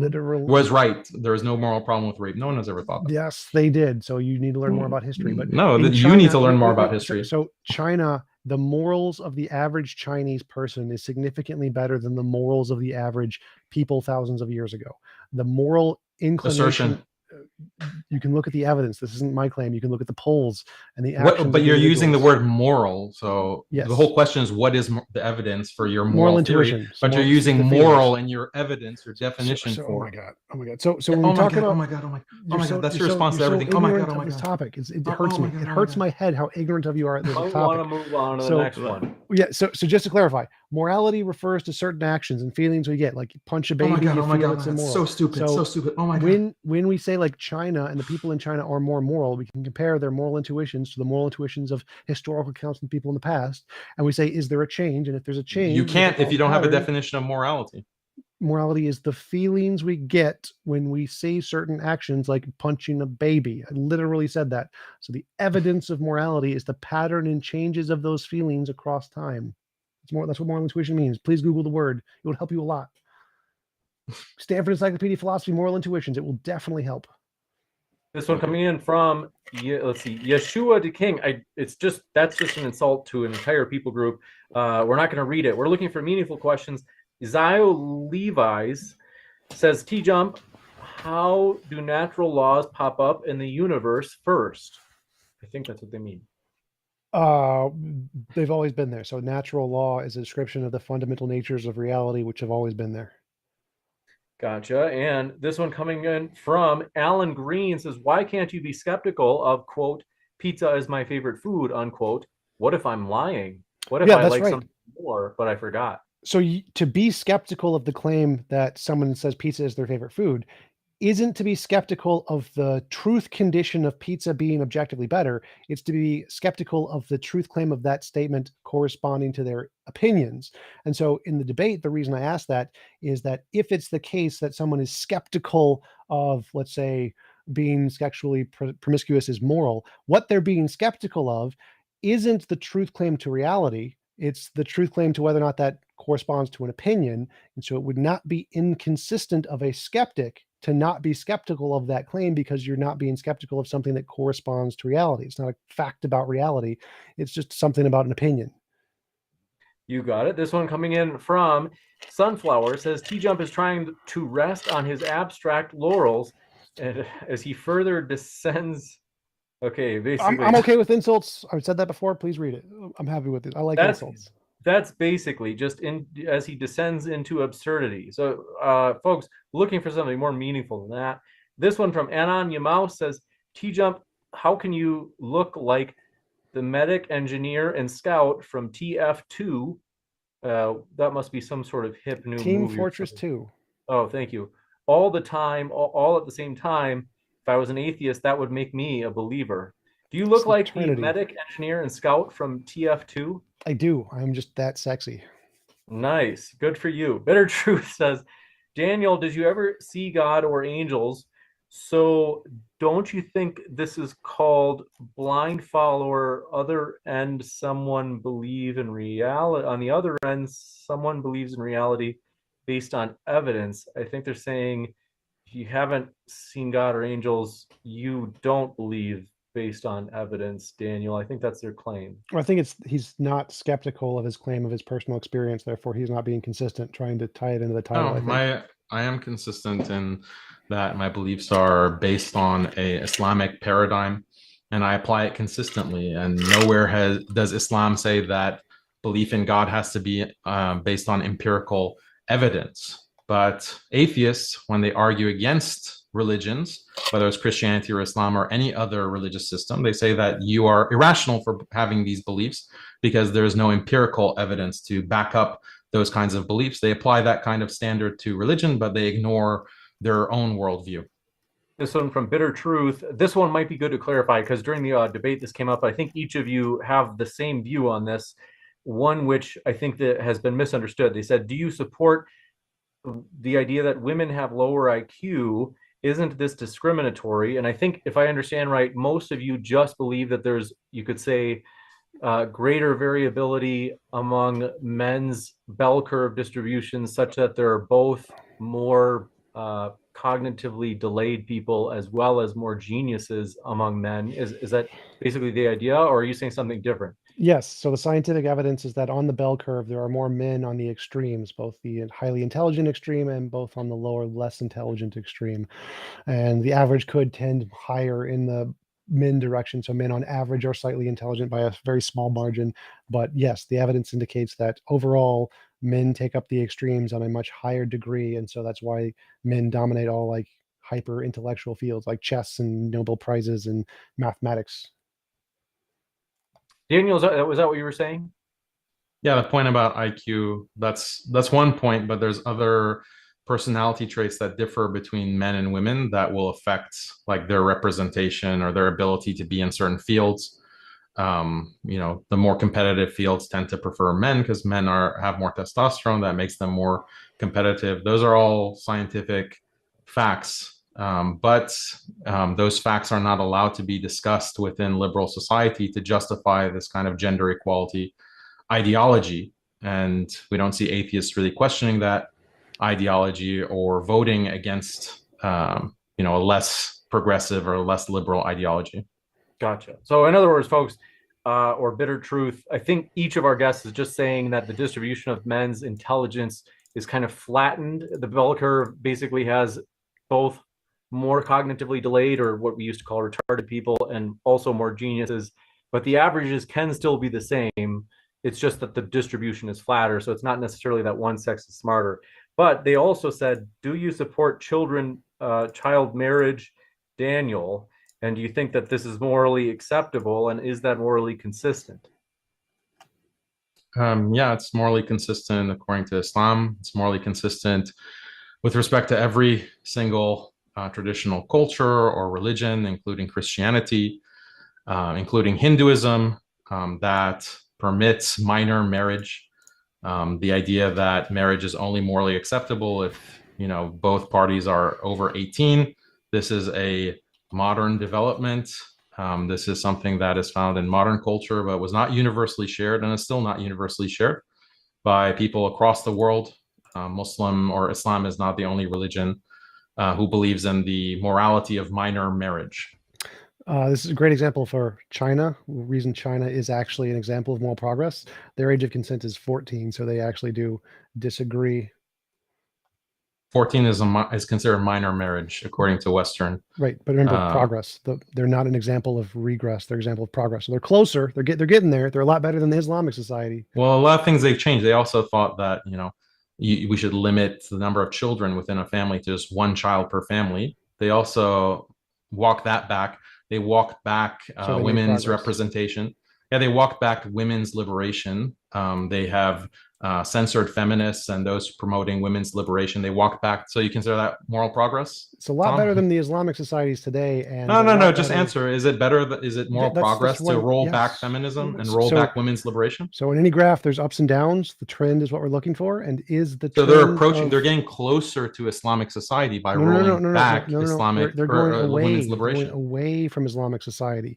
The fact I just gave you examples. I gave you examples where they're rolling it back. So I don't know how you're so ignorant of statistics. There are ups and downs in any graph. The trend is what we're looking for. What is the pattern in the trend? Are they Their trend is mostly becoming doing more good? dictatorial. Their trend is more social control, less individual liberty. That's the trend within China, using technology. Yes, it is. No, it's not. Yes, it is. No, the trend within, you're just ignorant about most topics, but definitely China is implementing the social credit system that controls all of Chinese society. There's less individual liberty in China because of technological progress. How many slaves are there today? So the trend is actually away from liberal society. No, it's not. This is just basic facts. Yes, it is. Education rate is increasing. Do you know what a social increasing. Credit system is? Yes, do you know what I do. I'm very well acquainted with China. Is that more? Yes, is that it's more bad. Conducive I to agree. individual liberty? I agree. Okay, so that's being bad developed. things. It's becoming more expansive. It's basic becoming more. facts. Is it becoming more expansive or no, Tom? Is it no, they're becoming better, morally better. The social credit system is more expansive or no? No, answer is moral. Is the social credit system? I already answered that. Yes. So it's becoming more expansive. So it's becoming more expensive. I already answered is that. It no, you didn't. Is it becoming more expensive? I already answered in China. That. So the social yes or no? credit Is it system becoming is bad. more expensive? Social is it, credit system is bad. Use your tactic, Tom. Social credit system is bad. Is it becoming more expansive in China over time? That system, yes, that one system. So is that progress? That one system is not a representation of the entire system of China. The fact that they're increasing education have made more educated people in China more than ever in history, in progress. The fact that they've limited slavery, progress. The fact that they've eliminated hunger, progress. The fact that the minimum wage, progress. They're going up in millions of ways. They're not doing great, but they're doing better. They're improving. They're morally improving by objective metrics. Steven Pinker's better other natures. Yeah, Please read basic facts. If you ignore the massive social credit system that is crushing, that doesn't. Oh my God. Yeah, it doesn't matter. Oh, it's so that so doesn't irrelevant. Contradict the millions of people who aren't starving to death. I'm arguing with a clown. Like this that doesn't. I'm debating with the increase of the living wage. You moron! Holy shit! This one. All right, we social got a credit system. Oh. This one example of a bad thing. Light of the Twin Lamps says, thoughts on Taliban victory? Is this proof that Islam triumphs over secularism? If a technology inferior force can beat a superpower? Is that for me or Tom? I think that is my, I would guess it's for you. I think it's both, but I mean, obviously, technologically superior nations can lose, but doesn't mean one's better. Yeah, I think technology is not a sign of moral progress.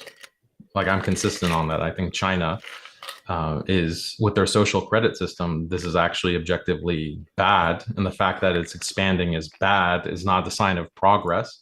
And you can still have, this kind of brutal social credit system and limiting people's liberty and still have a rise in GDP. So that doesn't mean that that's a good system or that's a good form of government. Those are the kinds of nuanced kinds of ethical distinctions that you can make, but I mean, we're missing that in this debate. Carlos Santana says TJump is correct about categorical imperatives existing, and Daniel is correct about our world being determinist. Once again, great show. I'm glad I am in the timeline for today's chat.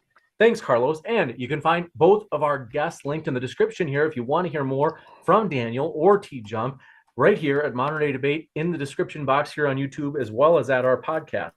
Alan Green says the important question is what % of non-atheists support abortion, i.e., what is the correlation factor between atheism and supporting abortion? Or in America, it's a pretty drastic split. So in America, the religious people drastically support banning abortion.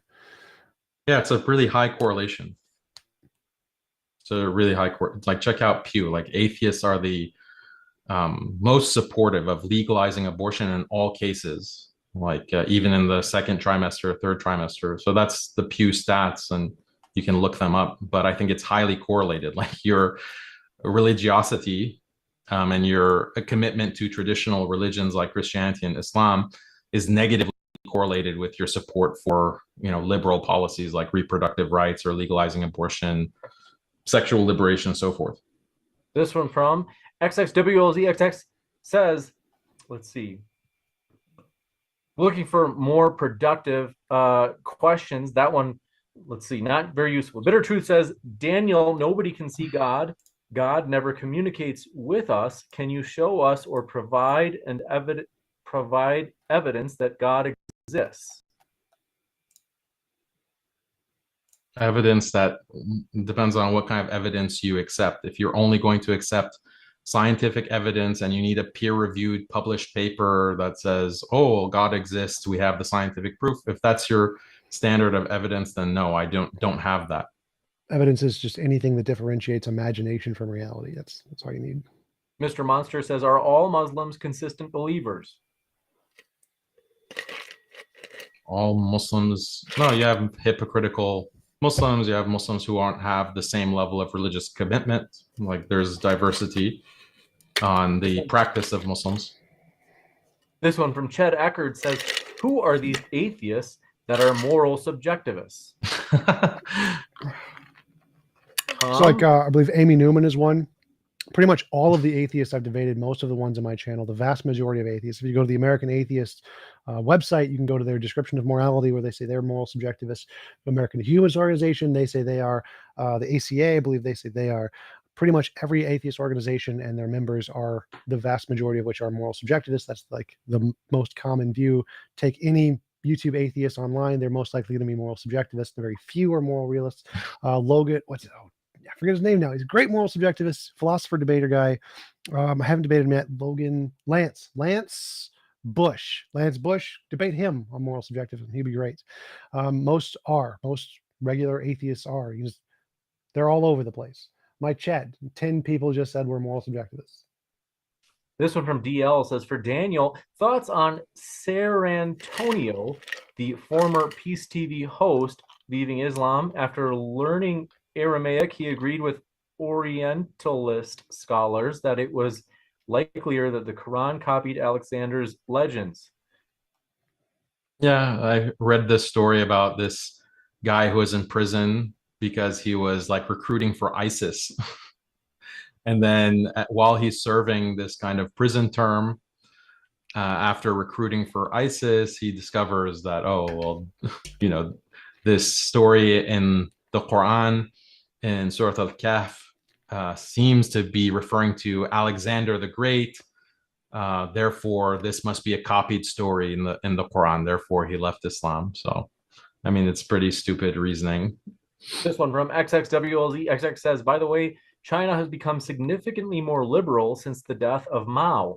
The most prosperous parts of China are the free trade economic zones in China. No disagreements? Well, I think that there is, again, this very oppressive social credit system that is monitoring all Chinese citizens. And if we are to believe the Western news reports about China, like during the height of certain periods of COVID, they were literally like welding the doors of apartment buildings shut to keep citizens, trapped inside and not leave, and just trapped in quarantine. And they were even like killing pets. And like, this is the level of repression that you see in a country like China. So if that means it's more liberal than the time of Mao, I don't know if that's saying much, but I think it's going in a more repressive direction. And that's because they find that to be beneficial. The power that be in China, the CCP sees that as in their interest to control the Chinese population and use technology to do so. And I think Western liberal governments are also discovering that. It's better than Mao, but it's regressing somehow. No contradiction. Not totally Tom, there's ups and downs, Tom. There's ups and downs. Right. This one coming in from WLZXX says, will Daniel ever be willing to debate specific claims from the Quran, such as semen coming from the backbone of the man and ribs of the women? I mean, these kinds of debates are stupid because whatever explanation is given, you're not going to accept. These atheists aren't going to accept those kinds of explanations. So very specific debates like that, I don't find productive. Like, I thought this kind of debate would be productive to talk about like skepticism and worldview of atheists as a collective. Those broader topics I find to be more interesting, or like science, like the value of science and evaluating religious texts. Those are good debates, but like specific verses, like, I don't know how useful that is. This one coming in from Catch22 for TJump. Is touching a baby on the hand with sexual intent wrong, even if it doesn't cause any harm? And if it is wrong, why, under an atheistic view? Yes, because the baby didn't consent. So if the baby doesn't consent, it's a violation of its consent, and so it's immoral. But the baby doesn't consent to being like held at all. Yeah, so it'd be morally better if you didn't ever violate any consent ever. But when we have a pragmatic so never world, holding a baby is better? If we had a perfect world where no violations of consent were required, so we could just give the baby everything it needed to be an adult like instantly, then yeah, that'd be better. So mothers are immoral by carrying their babies. No, we're pragmatic. So in a perfect world, if we didn't need to violate consent ever, that would be good. Babies don't have the ability to consent because they don't have the intelligence to live. So why is that pragmatic? But if you touch with sexual intent a baby, that's morally wrong. Because it's not pragmatic. It's literally the opposite of pragmatic. Well, I think the person who is touching the baby thinks it's pragmatic. What do you think the word pragmatic means? It's your definitions, man. I'm just going off of your definition and the words that you're using. What does the word pragmatic you don't think that a mother holding a baby is morally good? What does the word pragmatic mean? Let's show your own inconsistencies here again. No, I'm just asking you questions. That's all. Yeah, you don't feel like questions. You make statements like, "Oh, I think the child rapist thinks it's pragmatic." What do you think pragmatic means? Come on. No, you define morality as imposition of will. So I'm just like drawing out the conclusions of that. Yes. So imposing on the baby's will by touching them without consent is immoral. Yes. This one from John Doe Bro says, atheists are skeptics by definition. They are skeptical about the claim of God, in quotes. That is because there is no proof of God. Therefore, the laws should not be based on a God, right?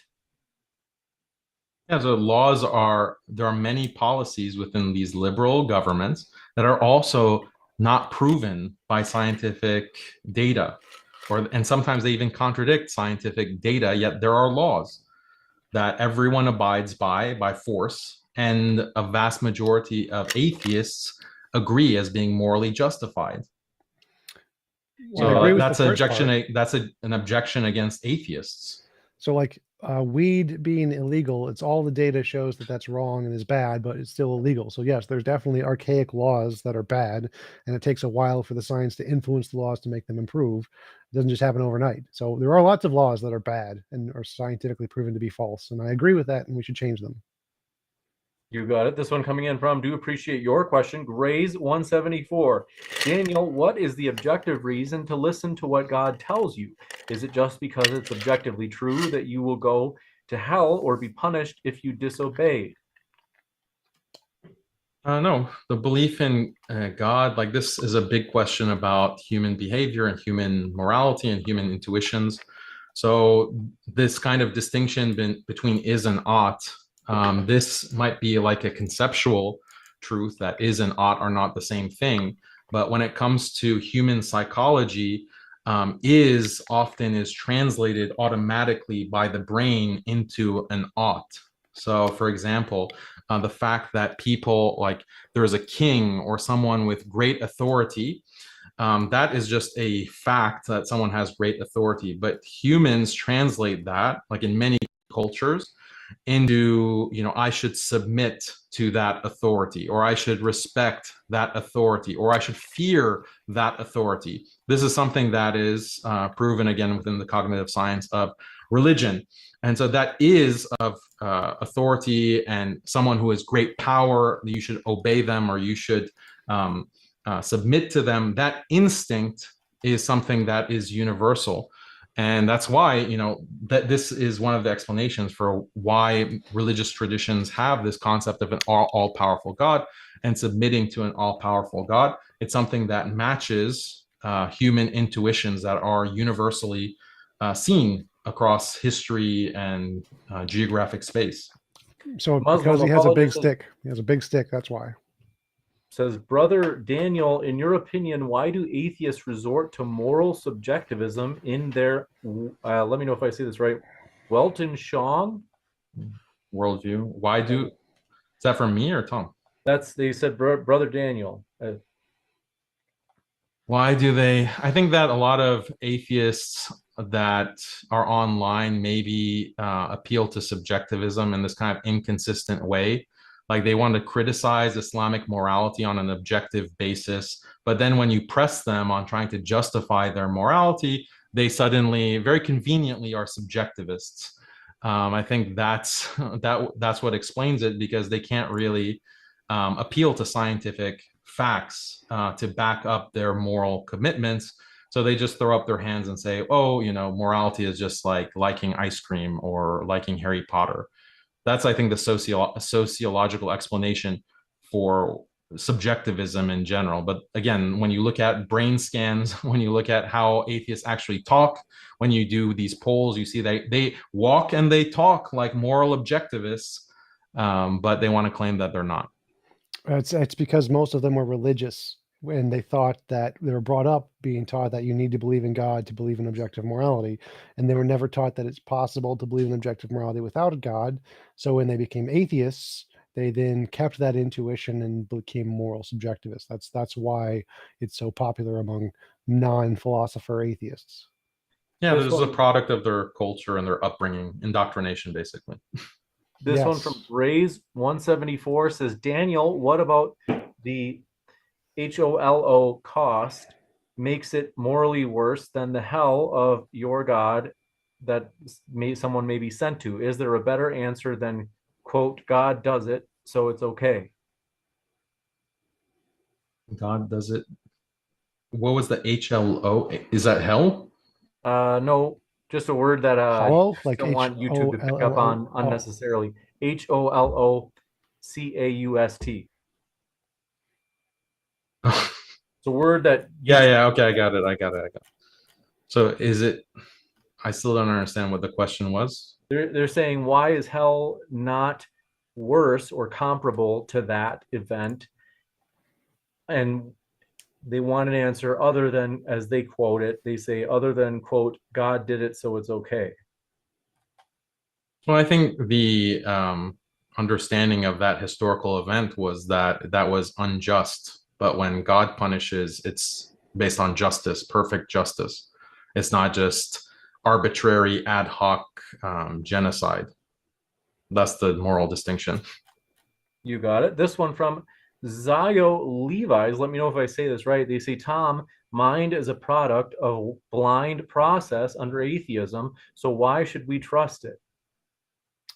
Because blind processes can lead to true facts. So the fact that something comes about by a blind process doesn't mean that it's false.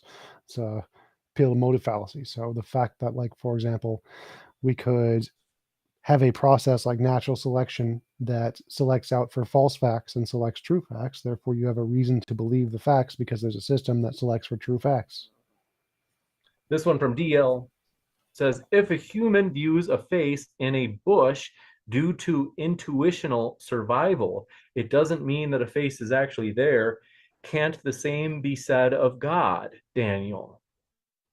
Yeah, it doesn't mean that it's there. It also doesn't mean that it's not there. So there's more than just intuitions to justify belief in God. This one from Bitter Truth says, child marriage. Let's see.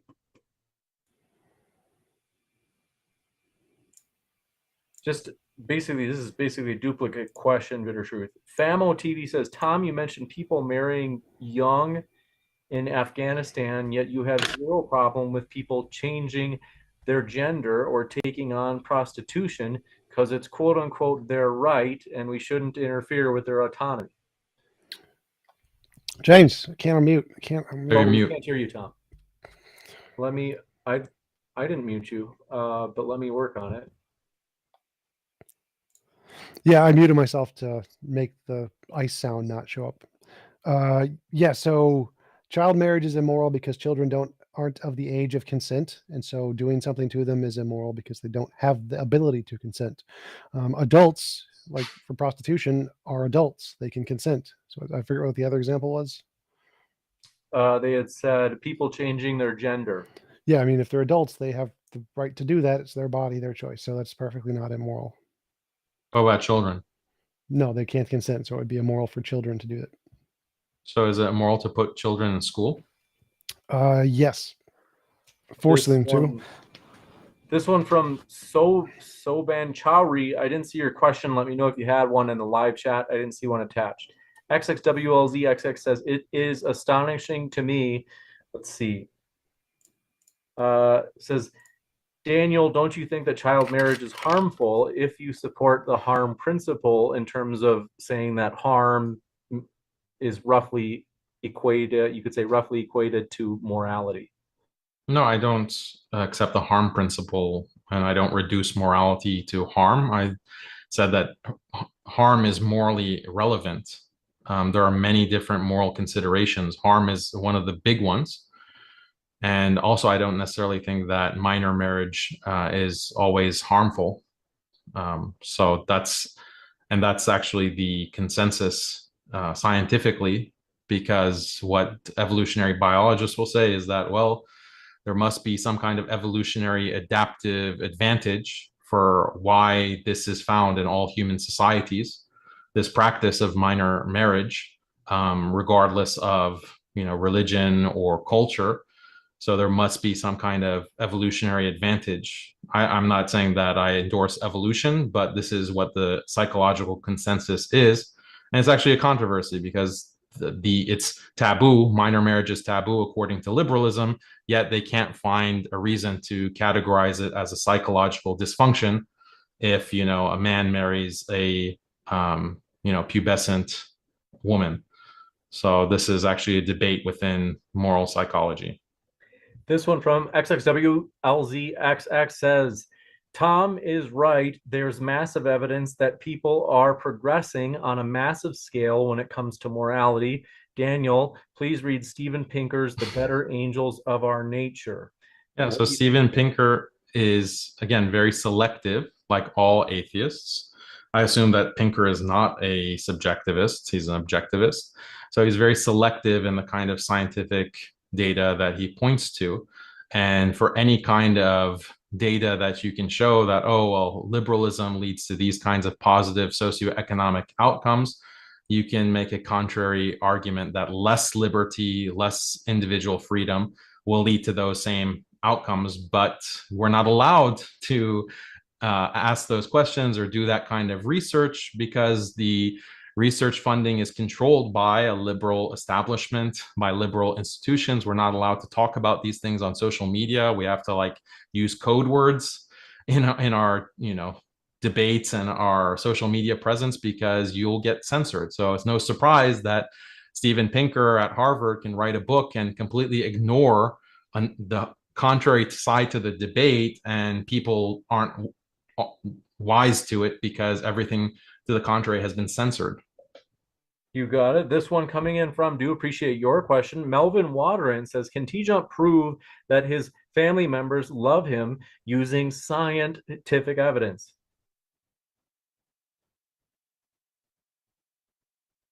Oh yeah. Let me work on that. Oh, I see. Yeah, there it is. All right, just fixed it.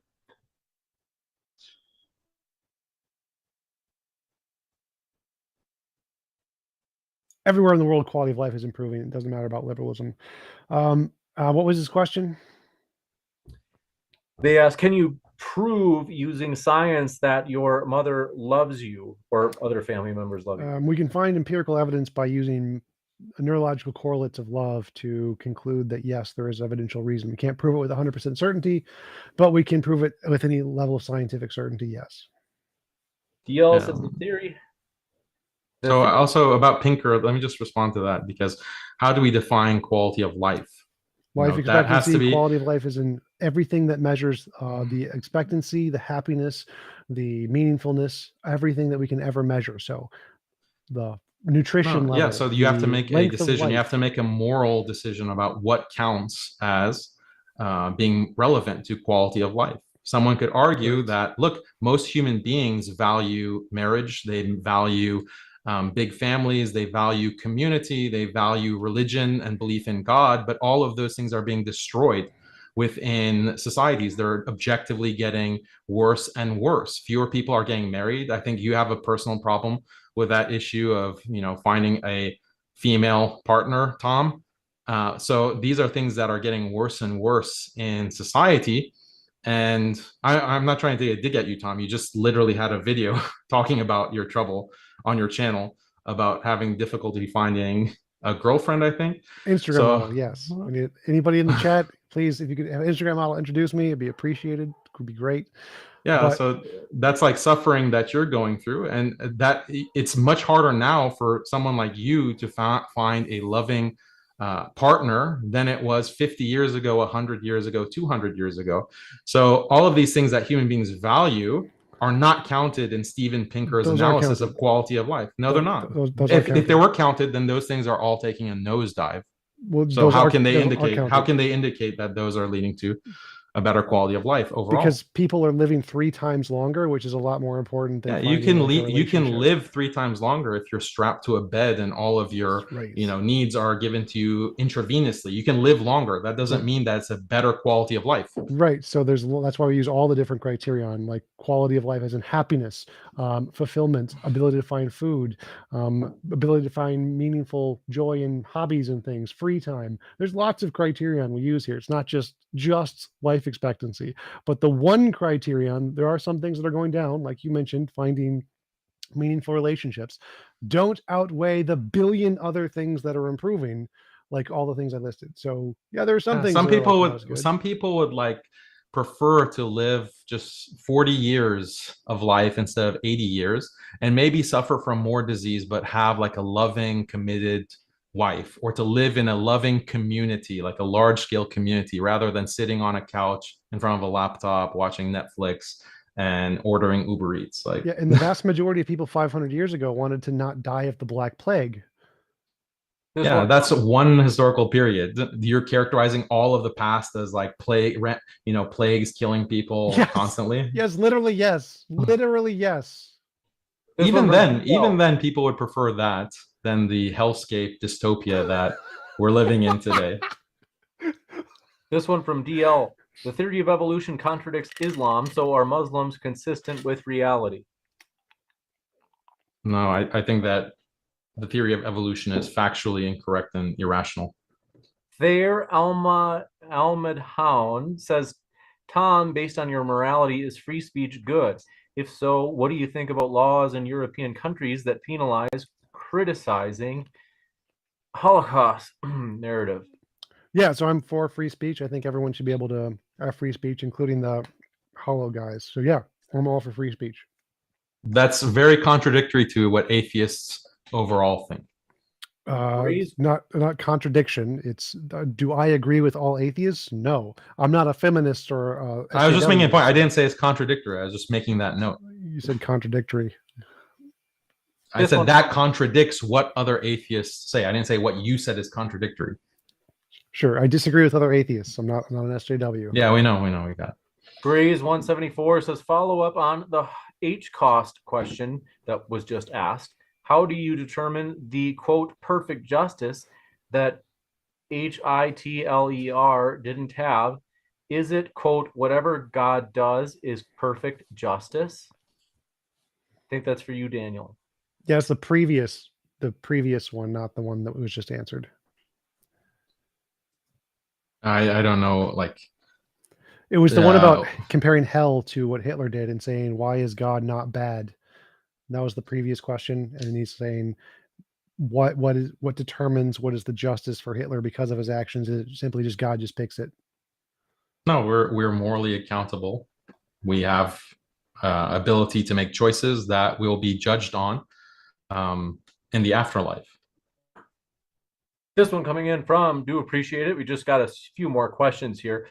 This one from Mzar says, Daniel, Muslim scholars differ on when abortion is legal. So where's, quote, objective morality, unquote, if subjective interpretation is used anyway? It's not a trivial matter. We're talking potentially about murder. Yeah, there's what's called ikhtilaf, like difference of opinion on a variety of moral issues within Islam. So that doesn't contradict there being like a objective answer, objective meaning in the sense that God has determined that one thing is right and another thing is wrong. So but in Islam, like the scholars who or the jurists who try to determine what is the objectively correct position on an issue like abortion, they're allowed to exercise what's called ijtihad, like inferential reasoning. And as long as they are doing that properly and bringing to bear the relevant sources from revelation, then they're not morally culpable for having a wrong answer. They can be wrong, but Muslims can still follow them despite that because they made the best effort given the resources that they had and their understanding of revelation. You got this one from Karzan Sorabi, says TJump is having sex with a dead body per se morally wrong. Not if the previous occupant said you could do it after they die. They consented to allow their body to be used after death in that way. That's perfectly fine. Nasty. Next up, this one, Famo TV says, but Tom, are you okay with kids, such as, I think they mean like 9-year-olds, transitioning in their, No. being male to female? No, I think that kids under like whatever the age of consent is aren't allowed to consent, and that doing so can have drastic consequences later in life. And I think that they should wait until after like 18 or whatever before they can legally should be allowed to do that. But there's plenty of scientific evidence that contradicts that. Like the arbitrary line of 18 is not supported by any kind of scientific evidence or moral fact or objective fact. If there's scientific evidence that they're better off transitioning earlier and it doesn't cause problems for the majority, then I'll just admit I'm wrong. And then, yeah, if it's scientifically supported that it's healthier for them to transition at an earlier age and that it would be worse for them to not transition for the majority of people, then I just say, yeah, I'm wrong. Go with the evidence. Yeah, all of that is like you're just using the word worse. You're using the word better. All of these are like normatively packed No. words that you're applying, but I'm a it's moral not clear. realist. Moral realist. Remember, I believe in objective morality. Yeah, but it doesn't connect to like the will, like a person's What? consent, because Yes, it does. no, because you make a distinction between what is meaningfully consent, like who can give meaningful Yes, you consent. have to be of the age of consent to give consent. So that is consistent. But the question is who determines that line, and We it's use our not best something that can be guess. scientifically okay. Best This is evidence to best. try to say who is capable of giving actual consent. We try to use science to evaluate that by using rationality and tests, say who has the intellectual capability to analyze the situation and make a rational decision, and isn't just making a decision based off of some mental incapacity. If someone has a mental incapacity, like a brain tumor or something, they don't have the ability to consent. And then we can analyze kids' brains and say, well, are they more like the cancer patient or are they more like an adult? And then we can assess, well, where do they transition between more of just a responsive meat sack like a cancer patient into a rational human being who can make rational decisions, and we try to estimate that age and give an appropriate destination of saying this is where the age of consent is. It's pretty rational. This one from Famo TV says, Tom, why are suicide rates extremely high among atheists? Is this true? I don't know if this is true. In America, it's Yeah, true. it's true. In America. So in cultures that are the most majority religious, people who are in a minority have a higher rate of suicide. So atheists in America have a higher rate of suicide because of cultural disenfranchisement and challenges in society of being ostracized. In secular nations, it is not the case that it's true. In secular nations where they're majority and they feel accepted, they have lower rates. And so it's relative to the culture. In America, it's because of cultural disenfranchisement, lots of religious effects on politics and how that impacts the secular community. This one from DL says, Shias think imams are divine, Muslims are consistent. I think they're saying There are a lot of different heretical groups in Islam. That doesn't this one make a from difference. Hassan Kameth says, modern day debate, Daniel Haqiqatjou versus Matt Dillahunty, make it happen. We'll try our best. And Grays 174 says, at least Destiny got destroyed in this debate.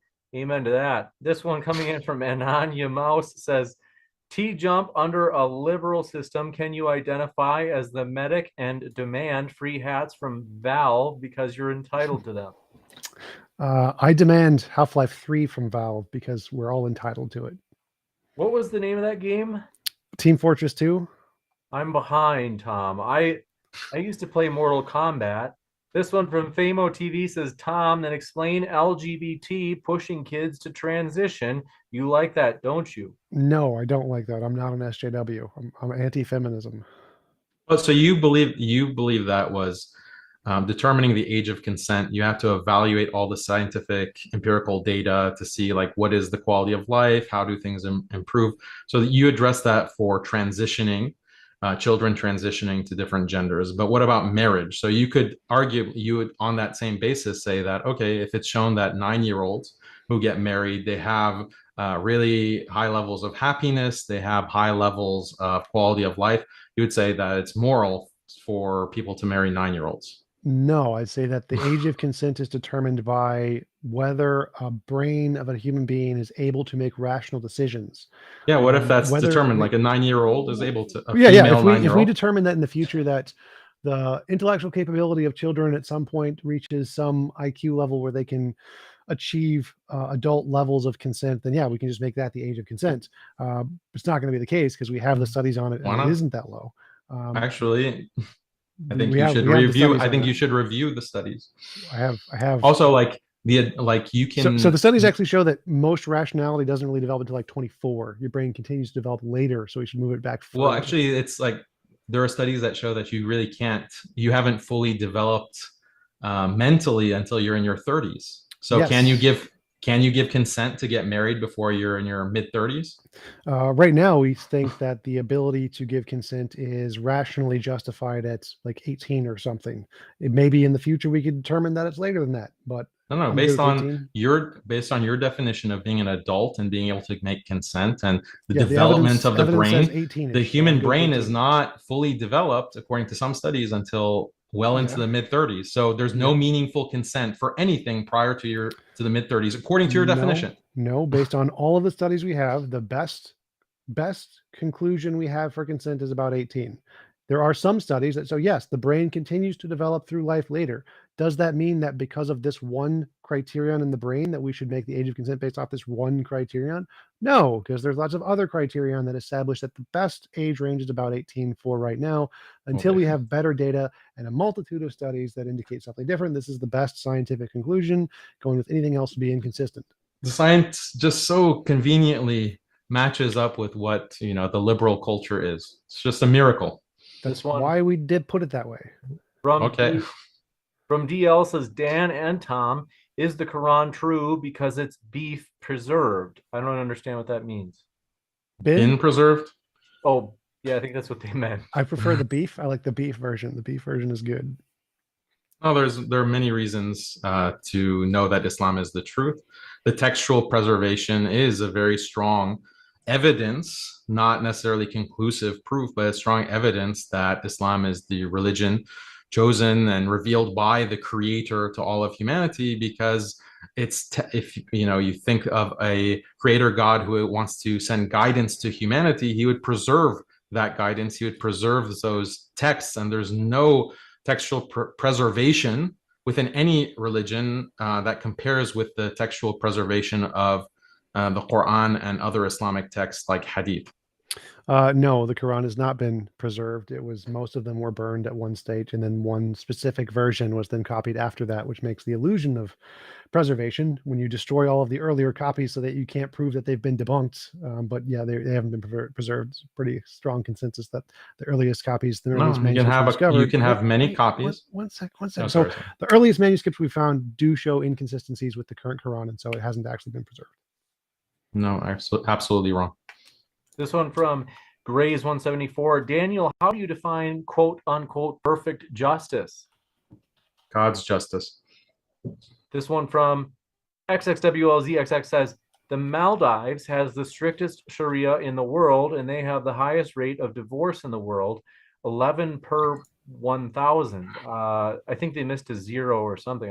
Because wouldn't 11 out of 1,000 be like 1%? Maybe. So let's just stick with. They say that the Maldives has the highest rate of divorce in the world. Islam doesn't preserve marriage, they say. Yeah, I mean, I don't know what the stats are for the Maldives, but it's possible that you have a Muslim country that implements Sharia, but you still get, these kinds of problems because you are living in this hegemonic liberal world order that affects everyone like a poison. So it's not a surprise that do implement aspects of Islamic law are still suffering from the malaise that the rest of us are suffering from in countries where we don't have the blessing of Islamic law. This one from Famo TV. Tom, a married woman can cheat on her husband while he's at work. Ignorance is bliss, so there's no harm on him, and she gained pleasure. Can you address how this would be ethically wrong if he doesn't ever find out about it? Yeah, so if you agreed to join in a relationship under certain pretenses that you will not cheat, and then you broke that or violated that agreement and then cheated, that would be immoral. If they're in an open relationship, it would not be immoral. So if they became married and were okay with this, then it wouldn't be. So it would be immoral if they agreed at the outset that they would not cheat and she violated that consensual agreement of the pretense of engaging in the relationship. This one from Hassan Korna says, Daniel, if it wasn't for liberalism, Islam will not spread in the West. You should be thankful for it. If it were not for liberalism, well, I mean, if it weren't for liberalism, the Muslim world wouldn't have been brutally colonized. If it weren't for liberalism, France wouldn't have genocided 3 to 8 million Algerians in Algeria. If it weren't for liberalism, the subcontinent wouldn't have been brutally occupied by the British. If it weren't for liberalism, you wouldn't have 3 million Muslim deaths in Indonesia in the 19th century. These are all the products of liberalism. So let's actually be fair in how we evaluate these things. What do those have to do with individual rights, civil liberties, democracy, and free enterprise? Because I'm missing out. Yeah, all the liberal thinkers were also in favor of colonialism. Watch my debate with Destiny. That has nothing to do with liberalism. Yes, it is. They're the liberal philosophers. Is John Stuart Mill a liberal philosopher? Partially, but again, liberalism You're an is idiot. individual Partially. rights. He's partially a liberal philosopher. Okay, that makes Yes, sense. he's He partially. was also a colonial No. administrator Liberalism within the is subcontinent. liberalism is individual rights, civil liberties, democracy, and free enterprise. If you add anything else, you're not adding Yeah. liberalism. You're adding something else. No, all of these liberal thinkers believe that, yeah, they believed in individual freedom. They believed in personal rights, free enterprise, etc. But they believe How that, did look, you those have to things impose lead to this. genocide? They argued, people like Alexis de Tocqueville, John Stuart Mill, Jeremy Bentham, even Adam Smith believe that you have to impose this on religious societies because they're not intellectually capable to accept the reason of philosophy, the reason behind liberalism. So you have to impose it. And if that means killing millions of people, that's justified. Why? Because the end result is going to be better. The ends justify the means. That is the utilitarian thinking that all of these liberal philosophers had to justify the brutal invasion and occupation of the Muslim world. Watch my debate with Destiny. Just because you're ignorant of historical facts and you make this stupid face, it doesn't make you look smart. I think you should recognize that. Well, it does. That's the historical fact. when you don't even know. When I asked you if is John Stuart Mill a liberal philosopher, you said partially. Yes, because I'm more educated in philosophy than you, so I know there's. What's your degree? You're educated. So where did you get Stanford Encyclopedia and Googling is not an education. Go back. What's your degree in philosophy? No. What is your credentials in philosophy? You keep saying that I'm not educated in philosophy. Yes, you're not. You're clearly not. Where's your qualifications? Do you have a degree? Do you have an undergrad degree in philosophy? No. Answer the question. You're trying to deflect, so I can't address the point. What's your degree in philosophy? So I'm more qualified than you. Objectively, everyone can tell that. But if you're saying where's your that qualification? liberalism, what's the qualification? My qualification is Harvard University. Can you mute him for a second, James? Tufts University. That's my qualification. Hold on. Master's degree. I've got to get it on the same page just so they can hear it, because they won't hear either of you if it's continuously both of you talking. Right. So he's saying that that civil liberties, free economy, and that all the things that are fundamental to liberalism, these philosophers wanted to violate all of those things and do literally the opposite to these other countries, and that's liberalism. So what he's doing there is called a contradiction. Read John Stuart Mill. He says that, look, yes, we have to sometimes implement a benign dictatorship on barbaric people who are yet to see the light of liberty. Is that a part of liberalism? Or yes, is that it's in his book. It's in his book on liberty. On liberty. Read the book on liberty. He says sometimes it is necessary to impose despotism on these masses of non-liberals until they become acculturated to the liberal superior way of life. Alexis de Tocqueville, in front of the French government, argued that's not a part of liberalism. I don't think you understand. They are liberal philosophers. On Liberty is a book of philosophy, is it not? Oh my God, I don't. John Stuart Mill is a philosopher, is he not? Alexis yes, he is. How about a philosopher. Sam Harris? Is Sam Harris a liberal? Hold on. Is Sam Harris a liberal? He says that we need to. It is justified to nuke Muslims, preemptively nuclear strike. How are you Muslims so dumb? How are you so dumb? It is not acceptable, morally acceptable to preemptively nuclear strike the Muslim world if they do not accept liberal beliefs. End of faith. This is Sam Harris making this argument. A liberal saying something is not equivalent to liberalism. Liberalism. It is in the book on liberty. It is in. Yes, it is. The book on liberty is not the end-all, be-all book of liberalism. Liberalism has progressed. Consent of all of these major liberal thinkers who were also part of the colonial project. So dumb. John Stuart Mill, Alexis de Tocqueville, Jeremy Bentham, Adam Smith. Man says, TJump, as a moral objectivist, don't you think it's impractical to base morality on something as inconsistent and volatile as feelings? Feelings are the phenomenon of morality, how we experience it. They aren't the thing that it makes it true. So we're not basing it off feelings. Feelings are interpretation, kind of like vision.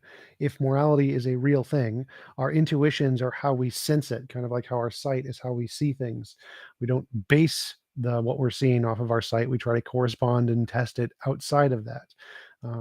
Moral intuitions are the phenomenon. They're not the morality itself. This one coming from, thanks for your question as well. WLZXX says, The UK has a higher marriage rate and lower divorce rate than almost all Sharia compliant countries. There's no evidence that Islam preserves marriage. No, I don't believe that's true. Grays 174 says, why is God's justice perfect? What does that mean for it to be perfect?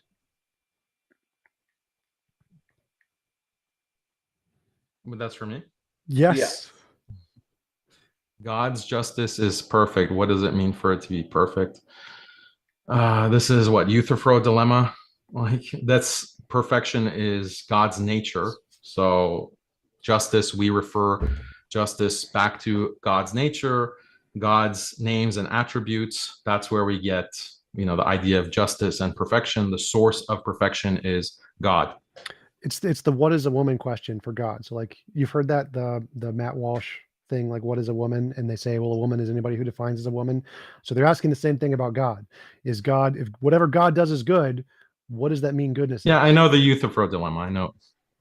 It's like a stale argument. It's G.E. Moore's open question argument. It's not the Euthyphro. Yes, it is. No, it's not. No, it's not. No, it's not. This one's Tom, from you're just Hopewell. like, you're so ignorant and you're so foolish. Like the only answer that you have to any point is to do this move and say no, and to refer to the Stanford Encyclopedia. I literally tell you the philosophy. That's the only moves that you have. So you don't know G.E. Moore's just open question contradict. argument. You don't know. Yes, G.E. Moore has commented on the nature of goodness and morality. Yes, but it's also the Euthyphro dilemma. You can't just tell me, like, you just negate everything that I say by saying no. How can you know? How can you know that the person who wrote this comment is referring to G.E. Moore instead of the Euthyphro? Because that's literally the G.E. Moore question. Is something the definition of good? What is goodness? Is something good because G.E. Moore talked about God and the definition of God's justice? No, G.E. Moore talks about that in his open question. Yeah. Oh my God. Whenever you get trapped on something, you're so dumb. You do this stupid move. Yeah. Okay. I'm the one who's dumb here. Yes, you are. BL says most. You never told us their qualifications either. Most Muslims think Ramses II is Pharaoh preserved by God. Sheikh Hakim mentions only preserved for time. Thus, most Muslims are inconsistent with their theology. I don't know what sheikh he's talking about or what that even means. From Bitter Truth says, goat eaten Quranic verses, Surah Rijim, also missing verses, Omar burned Quran. How do we know the Quran is preserved? Is this because it's in the Quran, Daniel? No, it's a fact about academic, secular, textual criticism. So go talk to academics within Islamic studies who are not Muslim, and they will attest to the historical preservation of the Quran, and they will date it to within the Prophet Muhammad sallallahu alaihi wasallam within his lifetime. This one, that's not Muslims saying that. That's non-Muslims. Famo TV says, Tom, in liberal and secular USA, you have a constant stream of breakups and monogamous relationships breaking up, not to mention high rates of depression. Please address this. What address what? Like, I think they're saying more that secularism, I think they're trying to kind of make the case that secularism is leading to this, given that sort of, yeah. When you don't have forced marriages and rapes and punishment by death if you leave them, then yeah, there's a lot more promiscuity and you can leave relationships and get divorces, and that's fine. So yeah, if you don't outlaw people being free to change relationships, then yeah, you're going to get a lot more changing relationships, and that's a good thing, not a bad thing. It's a good thing that 60% of the male population can't find, a partner. That's a good thing. It's better than legalized rape, like in Islam. Oh yeah, legalized rape. Okay. See, this is like your problem, Tom. Like, you don't understand and you don't want to understand. Well, that's the consensus among academics, is that it's legal rape. Oh, okay, yeah. They say there are higher rates of depression in these liberal and secular USA. That's the same question, right? Yeah, but I don't know did you address the depression part? Oh, yeah, the depression part is related to, again, as I mentioned earlier, because we're a more free society and you can measure depression and happiness in a much greater extent, the quality of life is assessed based on psychological measures rather than material measures. So the rate of depression is higher for people who don't have access to social lives. And in our society, it's more isolated. But again, even though that's the case, it's still better in every other metric. So yes, there are some that are worse, some metrics that aren't perfect. We're working on them, but it's still better in literally every other metric. No, it's better when you They off are- yourself. More people killing themselves is better. It's better than Islam, that's for sure. There, Yeah. Elm Hadoon says, Tom, should sex under 18 be illegal? If there are two 17-year-olds that aren't able to consent to sex with an 18-year-old, is it wrong for them to, as 17-year-olds, to be having sex? No, I think that's a social constraint argument that if like you're literally a grade away from them and they're friends, then that's totally fine. But I'd leave that up to the states, let them decide. They can't meaningfully consent, according to you. Yeah, it's pretty much already been addressed by every legal court in the system. This isn't even a hard question. We're not talking about legal courts. We're talking about your moral system. Yes, According to what you just legal said courts operate just 5 based on minutes ago. consent. The same thing I'm using. You fact that you're just ignorant said of this is you not said hard. that it's not meaningful consent if it's under 18 because the brain I hasn't literally just developed answered to this. give. I You literally just appeal answered to this. court. You appeal to the court system. Yes, if That's they different are from in, you. The person's not asking about the court system. They're asking about your nonsense moral theory that changes with every question. So that 18-year-old is closer to a brain state like the 17-year-old. And so because they are similar and met each other probably way before, it's totally fine. Like there's no problem. This is not even a hard issue. The fact that you're just ignorant of this is just pathetic. I'm Great. ignorant about what 18-year-olds or 17-year-olds not being able to consent? Or is this just the standard thing that you say to everything that I say? You're ignorant. Well, you are ignorant of everything. So it's Grays going to be my go-to standard 174 for says- sure. Grays 174 says, why base morality on consent instead of suffering, Tom? Because you can consent to suffering. So suffering isn't necessarily evil. There can be good examples of suffering. And so if we based morality off of suffering, then it would eliminate many goods in the world. So for example, video games. Video games is very stressful. Hypothetically, you could play on a hard difficulty and it can cause you suffering, but maybe you want to play the video game, in which case it's not immoral. If we based morality purely based on suffering, then it would be immoral to play a really hard video game and make it stress you out. So not all bad things or not all good things involve a lack of suffering. So suffering can be good. This one from Melvin Waterin says, TJump, we just heard you say, oh my God, do you believe that God exists or not? I don't know if they're serious. No, I do not believe that God exists, but I like the insult. Marty Mad Scientist says both. How does your objective morality accommodate technology advances? Quote, stupidity got us into this mess. Stupidity will get us out, unquote. Homer from The Simpsons. Was that a question? Was that a question? In some way, they just ask, how does your objective morality accommodate the fact that technology advances? I don't understand. Morality doesn't cause technology to advance or vice versa. They're separate things. Gotcha. Any thoughts on that as well, Daniel? Yeah, I didn't really understand the point. I think that technology definitely affects what people understand to be moral. I think that technology is driven by moral considerations. I think a lot of technology is driven through a atheistic worldview and the idea that what's most important about life is bodily pleasures and like increasing consumption. So I think a lot of technology is driven with that understanding of value. But that is destructive to humanity because there are other very important values that human beings have that I mentioned before, like having value for marriage, for family, having a loving community, belief in God. These are all things that human beings deeply value, but a lot of technological progress is predicated on this view that the only thing that matters is bodily pleasure. So it's no surprise that we are in a world with a lot of technology, but people are more depressed, people are more lonely, they're more atheistic, and they're suffering. That's, it's partly due to technological progress. This from DL says, do most Muslims think as deeply about faith as you? If not, why would people go to hell when to them it is just like Christianity to a Christian? I think everyone has a certain capability to evaluate evidence and to come to the conclusion that God exists. Again, it's something that literally people are born with. Again, this is the Islamic belief in fitrah, but it's also something that's corroborated by cognitive science of religion, that people naturally grow up and develop this belief in God.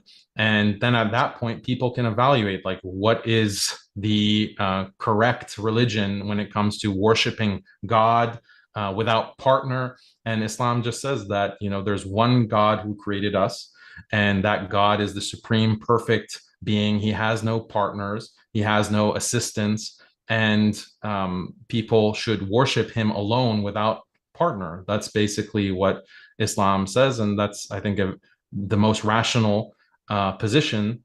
And people can evaluate that. Anyone can evaluate that on the world today, as long as they're not like insane. You got it. This one coming in from, do appreciate your question. DL says, or that was XXWLZXX says, if there is in fact a God, then I hope he blesses TJump. He's a champion for reason. Great work, TJump. You gained a fan. This one from DL says, TJump, what are your educational credentials? I started my own business out of high school, so I just audited classes because it's cheaper. So I actually have, I think, 15 college credits, and the rest are all audited. So they didn't get to the degree, but I got all the classes done. This one from Grays 174, quote, what is a woman but for God's justice perfection is really funny, Tom. Thanks for that one. Is there discourse put in that way that I can follow up? What? I don't know if they're asking for your Discord or what. I'm confused by that. But Tom is discourse on like some discussion of some kind between two topics. This one coming from Famo TV says, Tom, American men constantly complain about their girlfriends flirting with other men, but are too afraid to do anything to fix it. Where is the happiness? Well, Western nations are objectively happier than Muslim nations on every metric. So like the fact that one metric seems less happy is not the case. Men are still happier in America in the relationships than in Muslim nations. Yeah, the happiness, because happiness correlates with material prosperity to a certain extent. This is like the income happiness paradox. So if you keep increasing your income and your material status, eventually it plateaus. You're not going to keep increasing your happiness. There's a plateau, and it just happens to be the case that Western societies are at a higher level of material income and GDP. So that explains the happiness differential. The problem is that the material or the material difference or income difference or economic difference between Western nations and Muslim nations is that these Western nations have engaged in 200 years of genocide and colonialism and neo-imperialism. So their happiness, like, yeah, you're happier, but because you engage in all of these destructive policies against the rest of the world. No, Islam was the leader of the world in the 1200s, and then thanks to Islam, they destroyed themselves. So it's liberalism that got us. You don't even know what colonialism. Do you know what colonialism is, Tom? Yes. When did it start? When did it start? When did it start? The human always been colonial since like before the modern Eskimos. colonialism. Modern colonialism. I don't know when you call modern colonialism, but colonialism by the West, by Western powers, by liberal Western powers. When did it start? Liberal Western powers. I don't know. Probably the 1300s, 1400s, but wrong, completely wrong. You're off by like 500 years.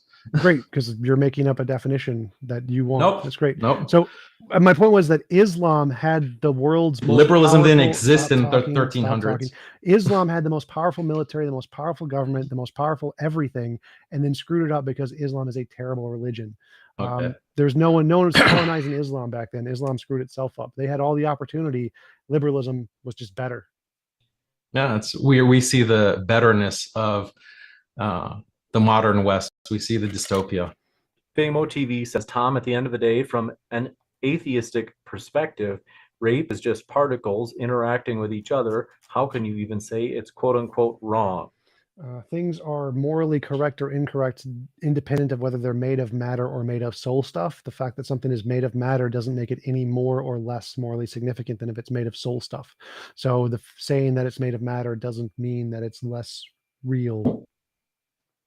You got it. Thank you very much for this question. This one's coming in from Samal. Well, he says, what is the proper punishment for stealing under Sharia law, Daniel?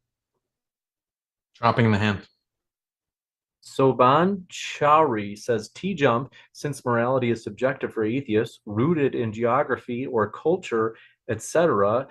I don't know if they're referring, they say, does that mean diverse groups of atheists will be morally inconsistent?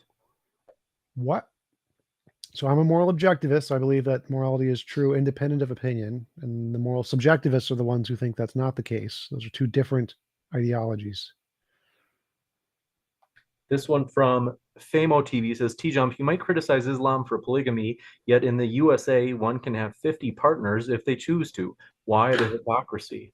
Polygamy's fine. I didn't criticize Islam for polygamy. This one from XXWLZXX says, Gulf Arab countries have similar GDP to the West, yet are still less happy. Saudi and Iran are still less happy compared to other similar GDP countries.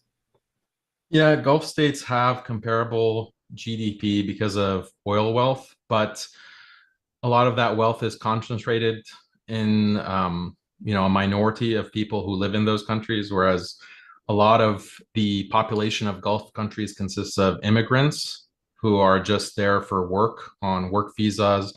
They're coming from the subcontinent and other parts, and they're horribly oppressed oftentimes. So that might explain the differences in happiness. And also one thing that affects happiness is if you're like a subjugated people. So the whole world is being subjugated by the West and countries like the United States, the UK, France, and so forth. And so even if you do have a higher GDP or comparable GDP, but you feel like your country or your culture or your religion is being subjugated by a more dominant power, then that affects, happiness levels. So that's affected in the Muslim world overall. Grays 174 said, Tom, what I meant was, do you have people had conversations about God's perfection just being the quote, what is a woman question that I can follow up on? Oh, yeah, that's the G.E. Moore open question argument. So that's literally the whole point of the argument, that the same question is being asked about goodness in the context. That's what G.E. Moore is doing, is asking the exact same question that Matt Walsh was asking liberals about what is a woman. It's just called the G.E. Moore's open question argument. This one coming in from my XO 1402 said to Daniel, don't you think that any book can be quote unquote preserved if Muslim kids were forced to memorize it at a young age for 1,500 years? Yeah, I mean, that's why it's a good policy. This one from Famo TV says, Tom, should a mom ask a baby consent to change its diaper lest she be immoral? I just looked up. Colonialism began in the 1400s. I was 100 years off. That's like, where does it say that? Just Google it. Colonialism origin 15th century. That's the 1400s. Liberal colonialism. Liberal colonialism. I don't know what that even means. Liberalism did not exist in the 1400s or colonialism. 1300s. Is France okay? At what point did France become a liberal country? I have no idea. Do you know what the French Revolution is? Yes, I know what the French Revolution is. When did the French Revolution? So you asked when colonialism started. I answered the liberal question. colonialism. Liberal colonialism. No, that's you're not a thing. Right. Google liberal colonialism. It's not even a thing. Yes, colonialism of liberal nations. Yes. Stupid. I was right. You have no concept of history. I was right. You wrong. Me right. Colonialism. If you mean colonialism as just one group of people conquers another people and occupies their land, that's been the case throughout human history. It didn't start in the 1300s or the 1400s. Right. So yeah. So what are you saying? I said so why that are you first, saying it starts I 1400? So your correction also doesn't make sense. When academics refer to colonialism, they're referring to Western conquering other nations, and that began in the 1400s. I was correct. You were wrong. No, that's Christian colonial. That's Christianity. That's Christian. You don't know. You're an idiot, man. You are so stupid. Soban Chari says, Tom, do you still think China is an ethically secular country given their oppression of Uyghur Muslims and locking them in concentration camps? I don't know what that means. Ethically secular? I don't know what that means. I think they're saying, do you think that China as a secular nation is ethical when they No, they're evil. China's horrible, but it's better than like Islam. This one from Soban says, TJump, do you think Chinese oppression? I think that was the second. Yeah, I mean, the Communist Party agrees with you that Islam is evil. That's why they're putting Uyghurs in concentration camps. So you do share a lot with the Chinese government, Tom. Well, sure. This We was also coming in breathe. from- We have lungs and hearts. We share lots in common, like other humans. Man, I can't believe you audited classes in a university. You're so smart. They should have just Thank you. given you an honorary doctorate. This one from You're we genius. Famo TV says, TJump, Mao and Stalin lead the most murders in history. They were both atheists. Not to mention USA, the secular country, has a death toll of over 12 million. Yes. So if we take the average of all secular nations, it's still better. So there are definitely bad ones. That's true. But the average is still higher for secular nations are better off in every respect. You got it. And I think, let me just double check, but I think that is it for the questions. That was a lot of them. You guys had a lot of questions for this one. So I want to say our guests are linked in the description, folks.